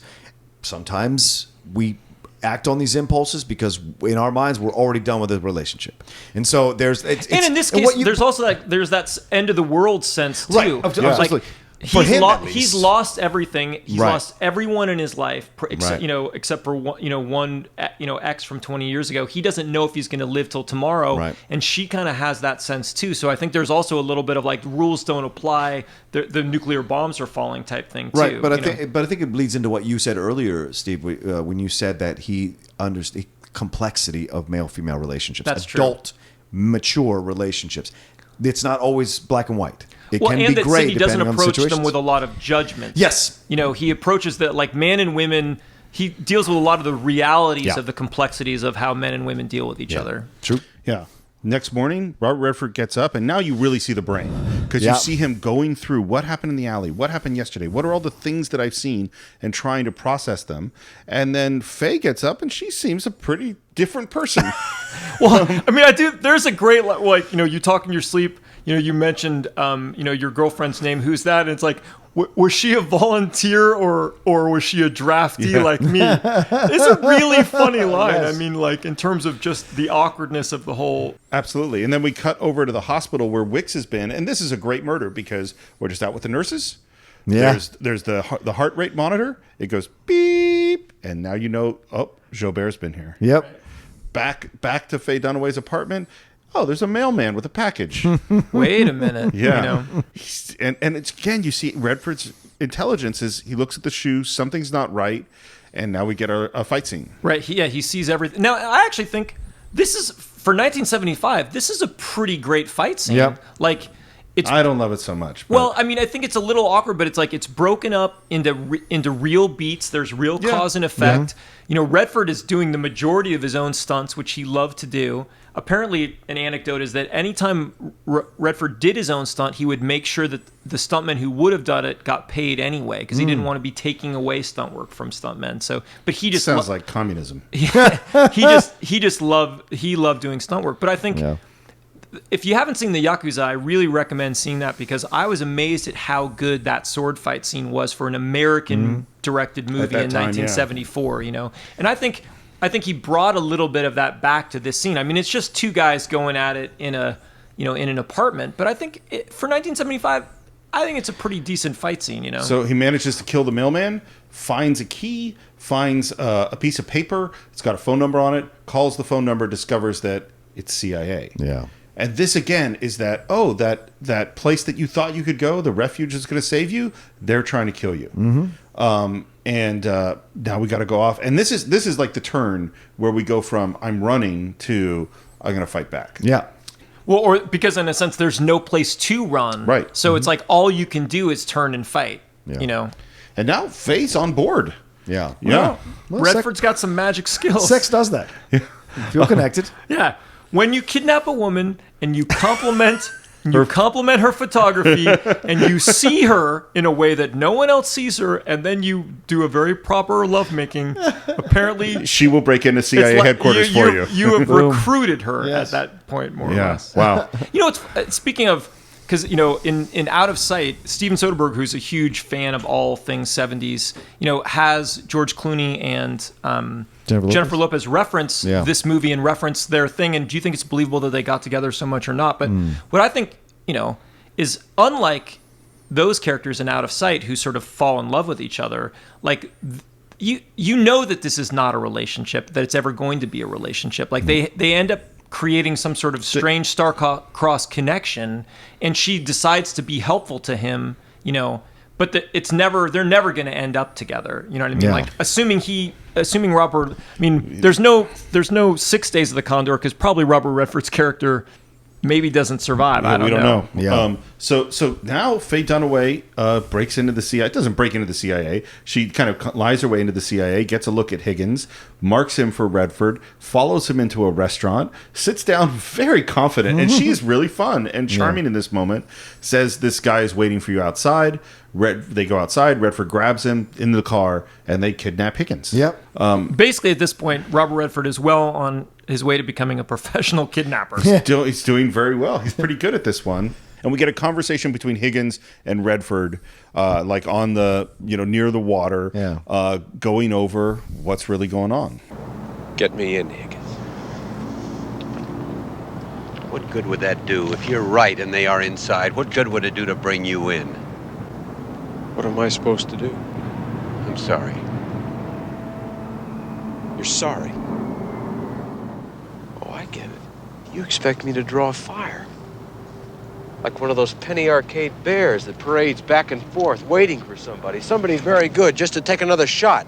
And you're just going to hang around and pick him up before he does it? Or just after? I'm going to try and find out what's going on. I'm going to cross-check all those names. Nice talking to you, Higgins. Oh, wait a minute. Have a nice day. Where are you going? Where will I find you? I'll find you. Beautifully shot scene. And then at that point, just to wax on how great looking Robert Redford is throughout this entire film. And he's in all these great little cool outfits that are not really quintessentially Redford. And it's sort of his geek, with the tie tucked into the sweater or whatever. But once he gets this pea coat from, it sort of becomes this quintessential great spy look that he just rocks throughout the whole, thing. And there, I've noticed you've always had a nice dark pea coat. I'm sure that I became attracted to pea coats at a certain point because I saw Redford in this thing. I'm like, man, I want to look like Robert Redford. You know? I don't have the hair, but I could have the pea coat. He does have nice hair. And in this, Higgins confirms, Cliff Robertson confirms that Max von Sydow works for the company. Yeah. And there's this, we find out that Wicks is dead. And there's just this moment where Redford very vulnerably says, what am I supposed to do? Right. You know? And we're still in this place of, can I come back in or can I not? And then Cliff really just fucking kicks the table leg out from under him or whatever by just saying, like, what good would it do for you to come in now if this thing that you're proposing exists? Like, you're actually safer out there on your own that, you know, like, than to be inside, which is really disturbing. What's his game here? Not Redford's. Higgins. What's Higgins' game here? And then Redford brings that up, right? It's like, maybe it's better for me to be the stalking horse for you guys to, you know, to flush out your bad guys. Yeah. Well, I'm just a researcher, you know. Well, and we don't, I mean, this is the thing with Higgins. We don't get to know. Yeah. We don't, you know, because the whole time you're going, that wait, is mustache. Higgins in on it? It is a mustache. You know, is he in on it or not in it? Is he on Redford's side or not? And you can interpret him either way throughout the whole movie. And there's a great line. They're so great at just suggesting, you know what I mean? Where Redford, you know, he has his phone skills, so he steals a little phone thing. Right. He goes to a hardware store to find out where the key came from, finds out it's from a Holiday Inn, and get somehow... You in the trade? You know, it's great too. Like, it's like, how do you know so much? Oh, I read it in a book, you know. And this is so great about it. He's so smart and so capable. Gets on the switchboard, essentially, taps into Jobert's phone in the Holiday Inn, records him calling someone. Thank God we have touch-tone phones at this point. Right. I mean, I guess he could have recorded the click, click, click, click, click of a rotary phone. Then calls the CIA, gets them to decode what the touch-tone phone is, calls a different number, gets them to find out what that number is, and now he knows where the bad guy is. Yeah. Right. Yeah, and it's great spy stuff. Really fun. It's great, and I think it's such a fun celebration of smartness. And I think a really cool thing about Robert Redford in the 70s, it's interesting, is that it's like John Wayne could not have done any of this stuff. Right. You know what I mean? It's like, and Redford, I think Redford is the movie star of the 1970s, and he sort of sums up, and he's everything that's good about the 70s male. Unfortunately, Rocha's thinking about that. Everyone trying to do that couldn't quite, but it's like, because he's sensitive, you know, he's smart, but he's always still masculine, you know what I mean? And he's he's liberal, you know, he fights for Native American, like he's sort of... He's not the biggest star in the 70s, by the way, box office wise. No, well, he has a great run, right at this point in the middle, he's probably at his peak, but I don't know if he makes it throughout the whole 70s, but... Well, I love Redford. It's funny because I know Burt Reynolds, I think, has the longest run as the top box office guy in the 70s. Yep. And Eastwood's actually huge in terms of box office. It's true. But in terms of what you're saying, I think kind of zeitgeist for the shift to what the 70s is kind of about. I think Redford definitely personifies that certain... Yeah. And I also think it's what made his shift to the 80s awkward. Mm-hmm. But then at the same time, it's also he so smartly... In the 80s, he became a director. Yeah. He started the Sundance Institute, and he really didn't act for almost most of the 80s, except for Out of Africa and just a couple films. Yeah. So he almost seems to sense the passing of the zeitgeist, and he let it pass to arguably Harrison Ford. You know? Interesting. So he calls Higgins in. They try to trace the call. They can't do it, and now we see Redford's really taking control. Yeah. And we find out that the guy is Leonard Atwood. And he knows where Leonard Atwood lives, and he's heading off to that. And we get to a train station, and there's a very nice little goodbye with Faye Dunaway. Yeah. What are you going to do there? See a guy. More secrets. Like those pictures you hide. Yes. Someday I'd like to show them to you. If you live through this. You have a lot of very fine qualities. What fine qualities?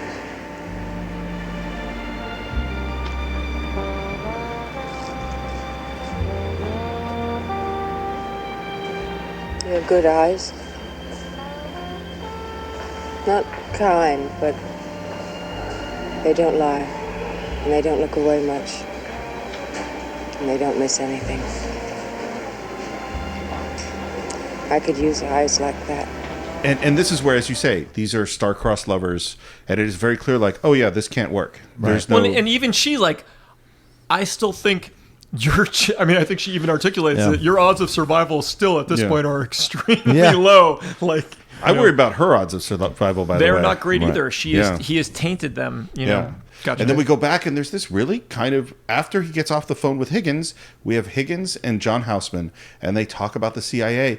Houseman just has that, like, why aren't you farther along in the company? You know, like, there's a moment where Cliff Robertson and him are along, and he sort of lists some of, you know, Robertson's achievements or Higgins' achievements, and then it's kind of like, why aren't you farther along? And you kind of get the impression that it's maybe Higgins is actually a little bit too much of a good guy to be farther along, you know? Maybe. And then there's that great line, too, of when he talks about, you know, Houseman talks about his bona fides, where he was in the Great War. I go even further back than that. 10 years after the Great War, as we used to call it, before we knew enough to number them. You miss that kind of action, sir? No. I miss that kind of clarity. I miss that kind of clarity, you know, which is, I think, that's a great line. It's sort of speaking for everybody at that point, too, you know. Well, and in that discussion, we're in a very unclear circumstance. Yeah. We don't know who CONDOR is. We don't know why these people were killed. We don't know what role Higgins and Wicks we know what Wicks did. We don't know how Houseman really feels about any of these things. And one of the interesting things about that scene is we never get to know exactly, like, Houseman says something like, you're comfortable with what we're about to do, but we don't get to know what exactly that is. What their intentions are, Yeah. Is it going to help out CONDOR? Or is it going to kill him? Right. And we don't really know. CONDOR shows up at some fancy house, and puts on some loud music. Right. Down comes this older and you know what's funny about that loud music? You know, that's like this very 70s funkadelic. The lyrics are, 'cause I got you just where I want you, and I want you just where I got you, know, which definitely, you know, plays into what's, and I don't know if that's just serendipitous or... nothing's in a movie. Nothing's in a movie. I tend to not think so, you know. No, they picked that song. Yeah. I mean, and down comes this guy, and Redford puts him in the chair, and it's in this moment, although he's asking me questions, the guy doesn't answer, and Redford figures out what it's all about, which is it's all about oil. What does operations care about a bunch of goddamn books? A book in Dutch. A book out of Venezuela. Mystery stories in Arabic. Wait, what the hell is so important about oil fields? Yep. Strangely enough, this still seems to be a thing. Right. And what's really scary about it is that, you know, they're talking about the CIA's plans to overthrow, invade, or destabilize governments in the Middle East and in Venezuela, which is another interesting one, in order to claim their oil fields. And it's like, huh. Interesting. Yeah. Where have we heard that before? Yeah. Definitely something that has come up since 1975. And just as he's figuring that out, who should walk in but our good friend Max von Sydow? Yeah. Don't turn for a moment. Put your thumb in front of the hammer. He's a scary villain. Yeah. And it's the calmness of him that makes him so scary. His charm. The dignity of his voice. And Sydow walks past Redford, stands right next to Atwood, and takes the gun and very, very unexpectedly shoots him in the head. Absolutely. Makes it look like a suicide. And there's this moment where we think he's going to kill Redford. Yeah. But he doesn't. No.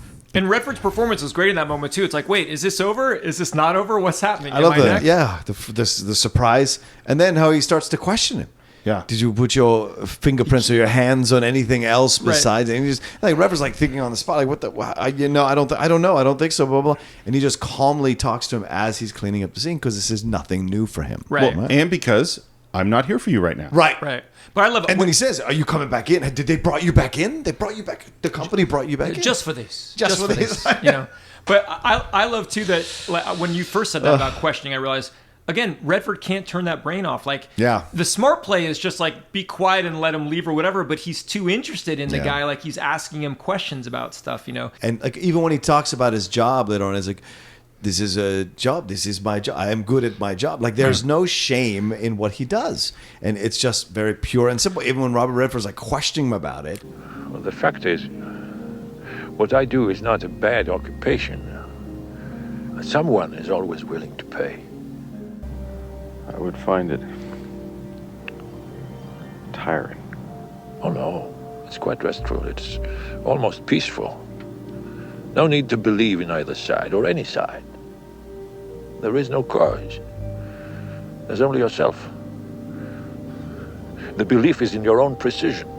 Right. He has a code. He has a very clear code by which he has figured, and that in a way going freelance allowed him to have a cleaner code than when he was fighting for one side or the other side, because it always seems like the stuff is shifting. And, like when you're, if you're fighting for this guy, it's okay to do this really terrible stuff in the name of this. It's like, well, now he only does what feels comfortable to him in his code, which is, so then it's so strange that, Redford gets this buy because it's look, I had a deal with the dead guy. Yeah. So now, and death, makes the deal. Now, someone else with a different code, maybe he would have had to, hey, I made the deal, even though the guy's dead, I still have to honor it. But in Jobert's world, if the guy's dead, that, nullifies the code. Yeah. And I love, there's so many, that last scene between the two of them, that's a lot of why you do the movie if you're an actor to some degree. There's so many great lines in it. But one of them I love is when he's, Europe, I think you'd be safer in Europe. And he's like, I was born in the United States, Joubert. Yeah. I miss it if I'm gone too long. There's that's still kind of sad, plaintive patriotism that we're in the 70s. I think that's this thing too of like, you fuckers messed up our country. You know what I mean? Like, but I still love it and I still believe in it. Like he can't just abandon the U.S. even though at this point the U.S. has kind of abandoned him. Do you think in that moment when he's talking about Europe that Joubert is offering him a job? Come work with me in Europe? I think he's telling him this is where you can escape to because as a professional courtesy, because you've escaped this far, you've gotten this far against someone like me. But is he saying be like me? You could be like me. I think he's saying you can escape. This is where you can escape. Well, I definitely think that John is right, but I think Steve's idea is a very interesting one, and I almost think if CONDOR showed an interest, I almost think Joubert would be like, sure, I'll show. Sure. It's funny when he says Europe. This made me what's that great film?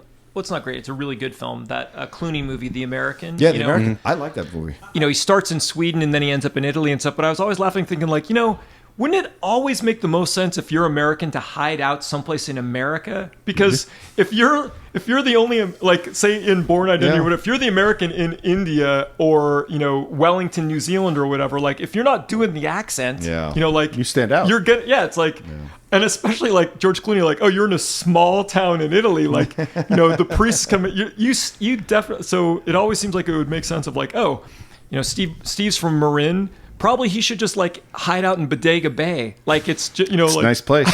It's where it's where are you familiar? Where will you not stand out? A place that you seem like you're only about 20 minutes away from. Yeah. Well, I think Oliver Stone was influenced by this scene when he had that scene in JFK with Donald Sutherland coming out and giving Costner that whole vignette on the bench. I think this is his kind of homage to 3 Days of the Condor because it has that same kind of idea of a shadow. That's a really good point. Very calm explanation. I'm just a professional doing this thing. Right. He's wearing the trench coat, the hat. It's all there. Yeah. And he's trying to help him because he's telling him, go for it or don't. Right. You've got two choices, right? And I feel like Joubert said the same thing to him. He's saying, you can go to Europe if you stay here. I don't know what's going to happen. That's a little thing. Joubert's outfit, there's really great costume design in this film. Absolutely. It's very, and what's interesting again, Bernie Pollock is Sydney Pollack's brother. He is in the wardrobe department on this, and he ended up going on to be the costume designer in a lot of Pollack's movies and stuff. But I think Joubert has a real outfit. Yes, you know what I mean? but it becomes kind of a uniform. Redford does. Robertson's got the next level of what Redford's wearing. He's got the fur and the money and That's stuff. a great jacket. Yeah. Faye Dunaway's outfits are really cool. They're understated compared to some of the other stuff that she's done, but it's but everyone's costumes, I think, it's just they're great little character indicative stuff. Even the girlfriend at the beginning in her little, yellow shirt and the black pants and stuff. Everyone's got a great, tells a lot of story. So we have our final moment with Joubert, which is it's sort of Louis. This is the beginning of a wonderful friendship. Except what I'm saying. But there's this weird sort of nice, friendly conversation. And then what do? We go find Higgins on the street. And Redford walks behind him with a gun, sends the car away. And we're still at this moment of, Is he going to go in? Well, because what's he going to do? the offering of the car, literally, Jobert said it would happen like this. It would happen this way. You may be walking. Maybe the first sunny day of the spring. And a car will slow beside you. And a door will open. And someone you know, maybe even trust, will get out of the car. And he will smile. A becoming smile. But he will leave open the door of the car and offer to give you a lift. Like he's actually warned him, like someone will say, hey, come get in the car. So he's not going to get in a car right after that, you know? Right. Yeah. And he walks with him, and they have this great conversation. There's this line in it that I just absolutely love, which is, it seems like you think that not getting caught in a lie is the same thing as telling the truth. Yeah. The interesting thing about this line, which is such a great line, this line appears in 3 of his movies for some reason. Really? I think it's mentioned in Absence of Malice, and I think it's mentioned in The Interpreter, the final one. So I don't, obviously, this must be, I can't imagine that Pollock doesn't know it. Yeah. You know, on some level, it clearly must be a deeply held belief on some level if it's literally like, you know, hey, here's a message I believe in. I'm going to put it in 3 of my 20 films. But This is my favorite scene in the movie. It's a great scene. Because it's just 2 actors at the top of their game, having a conversation, and then being honest about it. Do we have plans to invade the Middle East? Are you crazy? Am I? Look, Turner. Do we have plans? No, absolutely not. We have games. That's all. We play games. What if? How many men? What would it take? Is there a cheaper way to destabilize a regime? That's what we're paid to do. The fact is, there was nothing wrong with the plan. No, the plan was all right. The plan would have worked. Boy, what is it with you people? You think not getting caught in a lie is the same thing as telling the truth? No. It's simple economics. Today it's oil, right? In 10 or 15 years, food, plutonium, and maybe even sooner. Now, what do you think the people are going to want us to do then? Ask them. Not now. Then. Ask them when they're running out. Ask them when there's no heat in their homes and they're cold. Ask them when their engines stop. Ask them when people who've never known hunger start going hungry. You want to know something? They won't want us to ask them. They'll just want us to get it for them.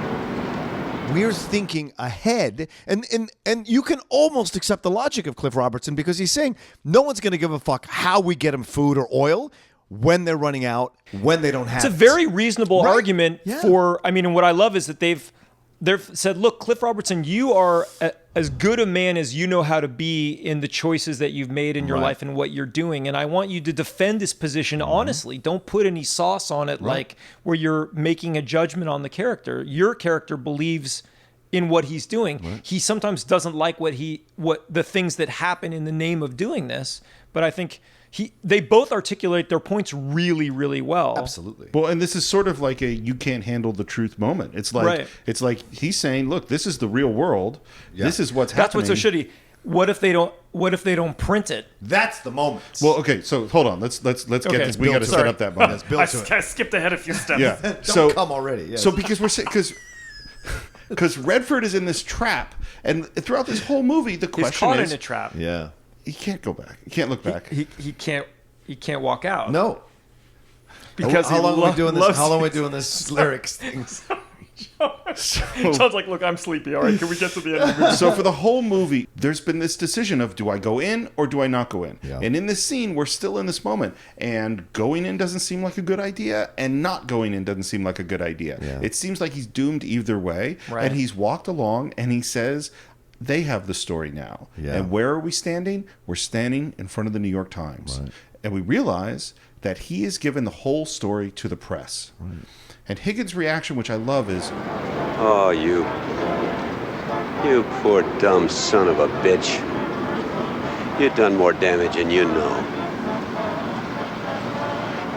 I hope so. That actually seems the most emotionally affected that Cliff Robertson has been in the entire film. Right. Is in that level of disappointment. You know, I don't know. There's a lot of emotions going on there, but I think that's why it's my favorite. I've worked at, because I was in military intelligence for 8 years in the Army. So for me, this whole scene has multiple levels going on, right? Because they both do a great job defending each other's point of view for the debate, right? Because Redford's from a place of being right, and I'm going to expose you, blah, blah, blah.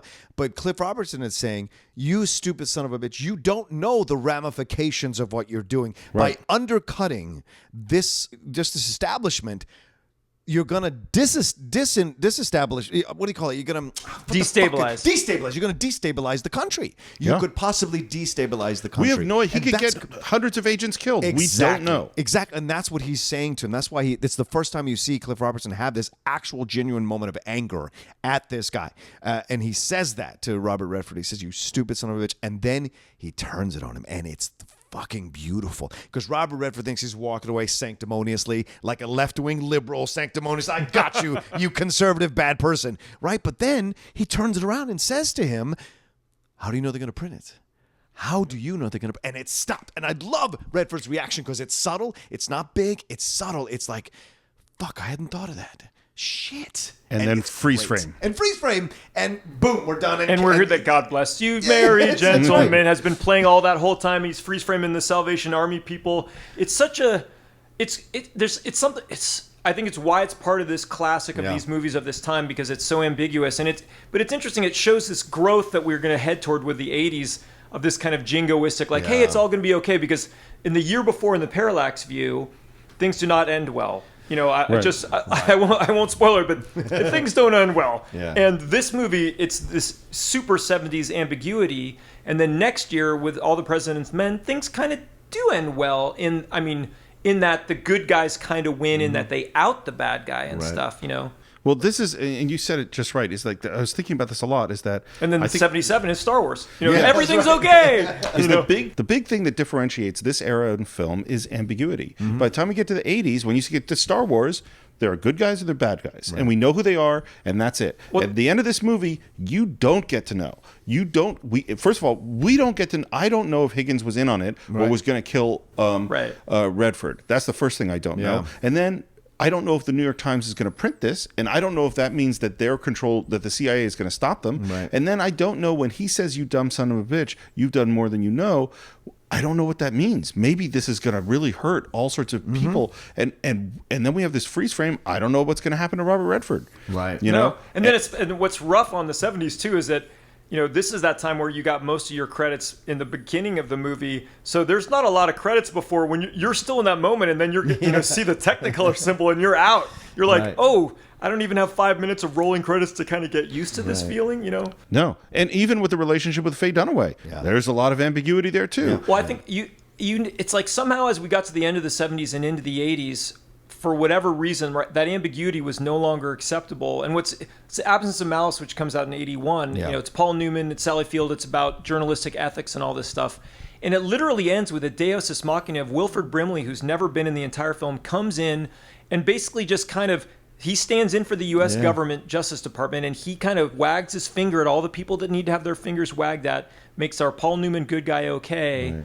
And watching that film again, it was just sort of, it made me sad about how far we've fallen in terms of journalistic ethics. Like, that's not even almost a thing that can be talked about in a giant quarter of our country. But also just the fact that we're like, wow, even just in the 6 years between 3 Days and Absence of Malice, you moved, like, ambiguity was no longer a thing that was acceptable.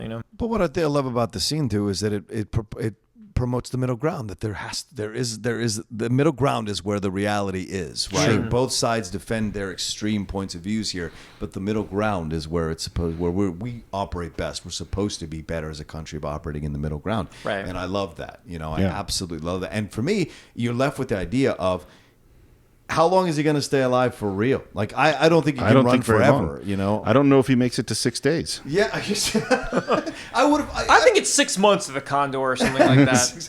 He kidnaps another girl. She's not...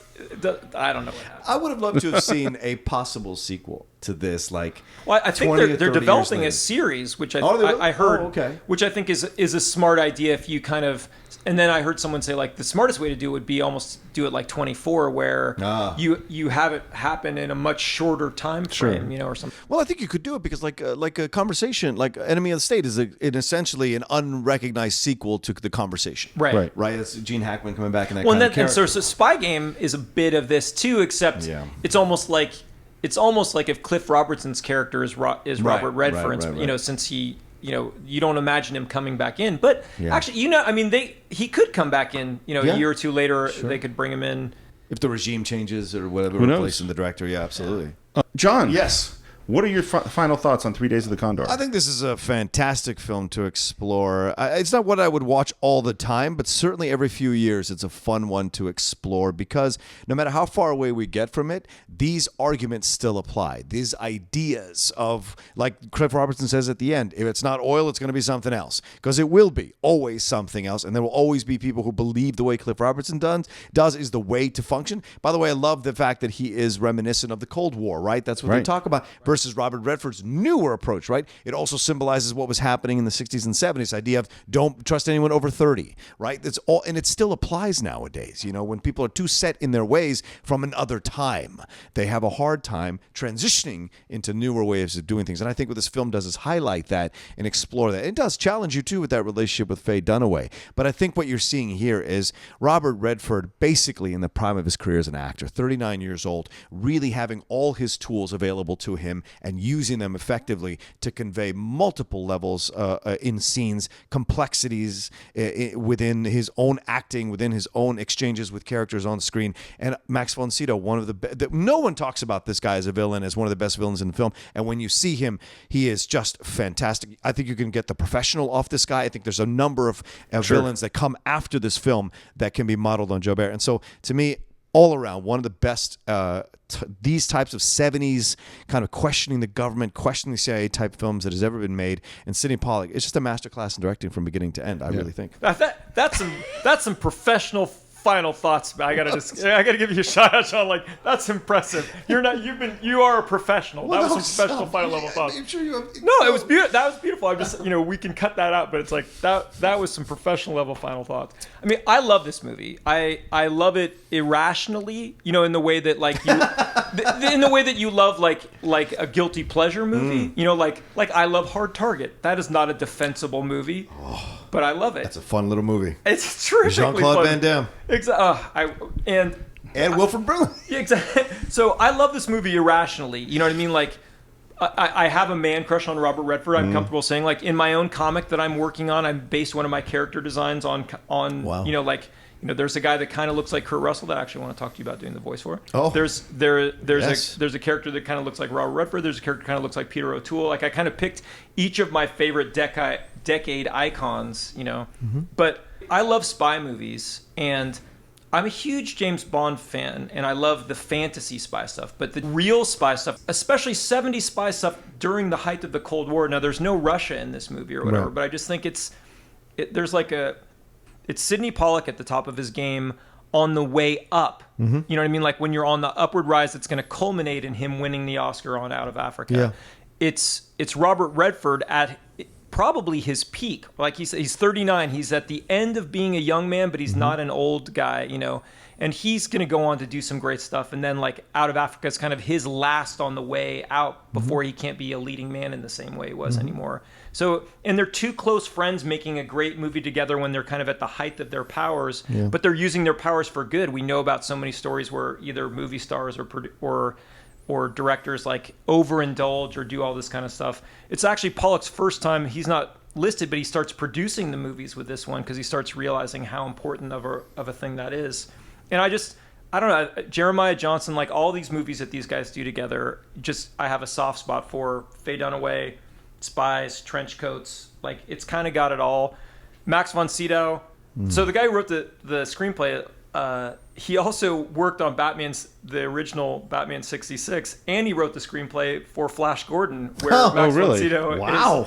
So and he wrote the Parallax Views thing. It's just a great combination of pieces that I love, So I don't know. I have a soft spot for this movie. I think people do think of it as a minor classic, but for me, it's a major classic. Yeah, for me, it's funny. First of all, on a filmmaking level, this is an extremely well-crafted movie. It is extremely intelligent, and its attention to detail and its performances is so good. So just for watching a good spy thriller and watching this smart character of Condor figure his way through these problems, it's a lot of fun.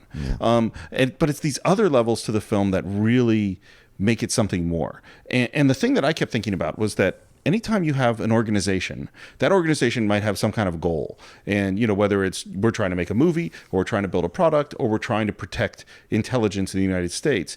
But one of the things that, in order to achieve that goal, it has to protect its own survival. And sometimes the desire to protect the survival, that becomes all you're working for. And we see this in a lot of different places, including, I would say, political parties today. And certainly we're seeing the embattled intelligence communities trying to protect themselves. And it becomes very hard, if you've ever been in the middle of trying to protect your survival, to hold on to the actual values and reasons that you started in the first place. And all of the work that you're doing might supersede your own values, because all you're doing is fighting for survival. In fact, you might reverse yourself and do things that you are morally reprehensible and work exactly against your goal in order to keep the thing alive that was supposed to achieve your goal. And you definitely see it not only with the CIA in this movie, but you see it with Robert Redford and his treatment of Faye Dunaway, and some of the choices he makes are, in order to survive, he starts doing things that he would never have done before. And so that's something I was just thinking about a lot when I watched the film, and it's why this movie sort of resonates, is untangling that puzzle of what is acceptable. And at what point have we gone too far and we have become the enemy that we despise? And it's interesting that in some ways the clearest moral code in the film is the guy who abandons all of that fighting for the thing, Jobert, who he just has his own little morality that he feels totally okay with and clean with, even though he's a professional killer. It's a morality devoid of what we would consider morality, but it works for him, apparently. So that's what we think of 3 Days with Condor. Of course, we would like to hear what you think. You can visit us on Facebook at the Cine-Files, CINE-FILES. Subscribe to us on Stitcher. Subscribe to us on YouTube. Subscribe to us on iTunes. And while you're on iTunes, leave a review. Does it sound like I'm ordering you what to do? It's because a little bit I am. That's the kind of... I feel this movie made me feel very bossy, I think. Yeah. And... Just this movie, huh? Yeah. Okay. So John and I both laugh a little too loud at that joke. By the time you hear this, we will have launched our Patreon page, which is a great opportunity for you to support the show. There are a lot of different levels that you can subscribe. It definitely is going to help us keep going, and there are really, really great perks you get for subscribing to the show. So if you want to become an official Cinephile, just go to patreon.com/thecine-files, no dash.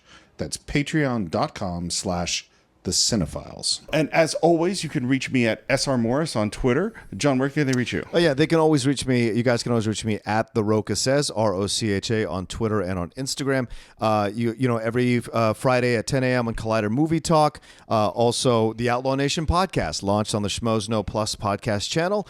You guys have been fantastic with those comments, so thanks so much for still listening to the show. We have a lot of amazing guests coming through as well. And maybe by the time you hear this, an announcement will have been made about the future of the Top 10 show that's been being discussed recently, and the talks have been increasing in speed. So I'm so excited about that. Thank you. Cannot wait. We'll see what happens. Really missing it. Thank you. And Steve, can they reach you on the social networks? You can. I am Stephen B. Jones on Instagram. So come and check out. You can see, you're not going to hear me talk about movies or see me acting, but you can see a lot of my professional drawing on Instagram. And there's some really beautiful artwork. You see great character designs. You see a lot of different studies of film characters I've seen you put up. It's a really fun Instagram to follow. So I highly recommend it. Thank you. Did you draw Springload for Robots in Disguise? No, I don't think so. Okay. But Springload, you got to do the character. Yeah, that's awesome. Okay. No, I didn't know if you'd, I didn't get to draw that'd have been Springload. awesome. So, Steve, thank you so much for coming on. Thanks, guys. I'm really glad you recommended this film. I'm really glad you did all the research. It saved me a little bit of time, and it was pretty impressive. It was a lot of fun having you on. Yeah. And I think that's it for this week, and we will see you next time on the Cine-Files.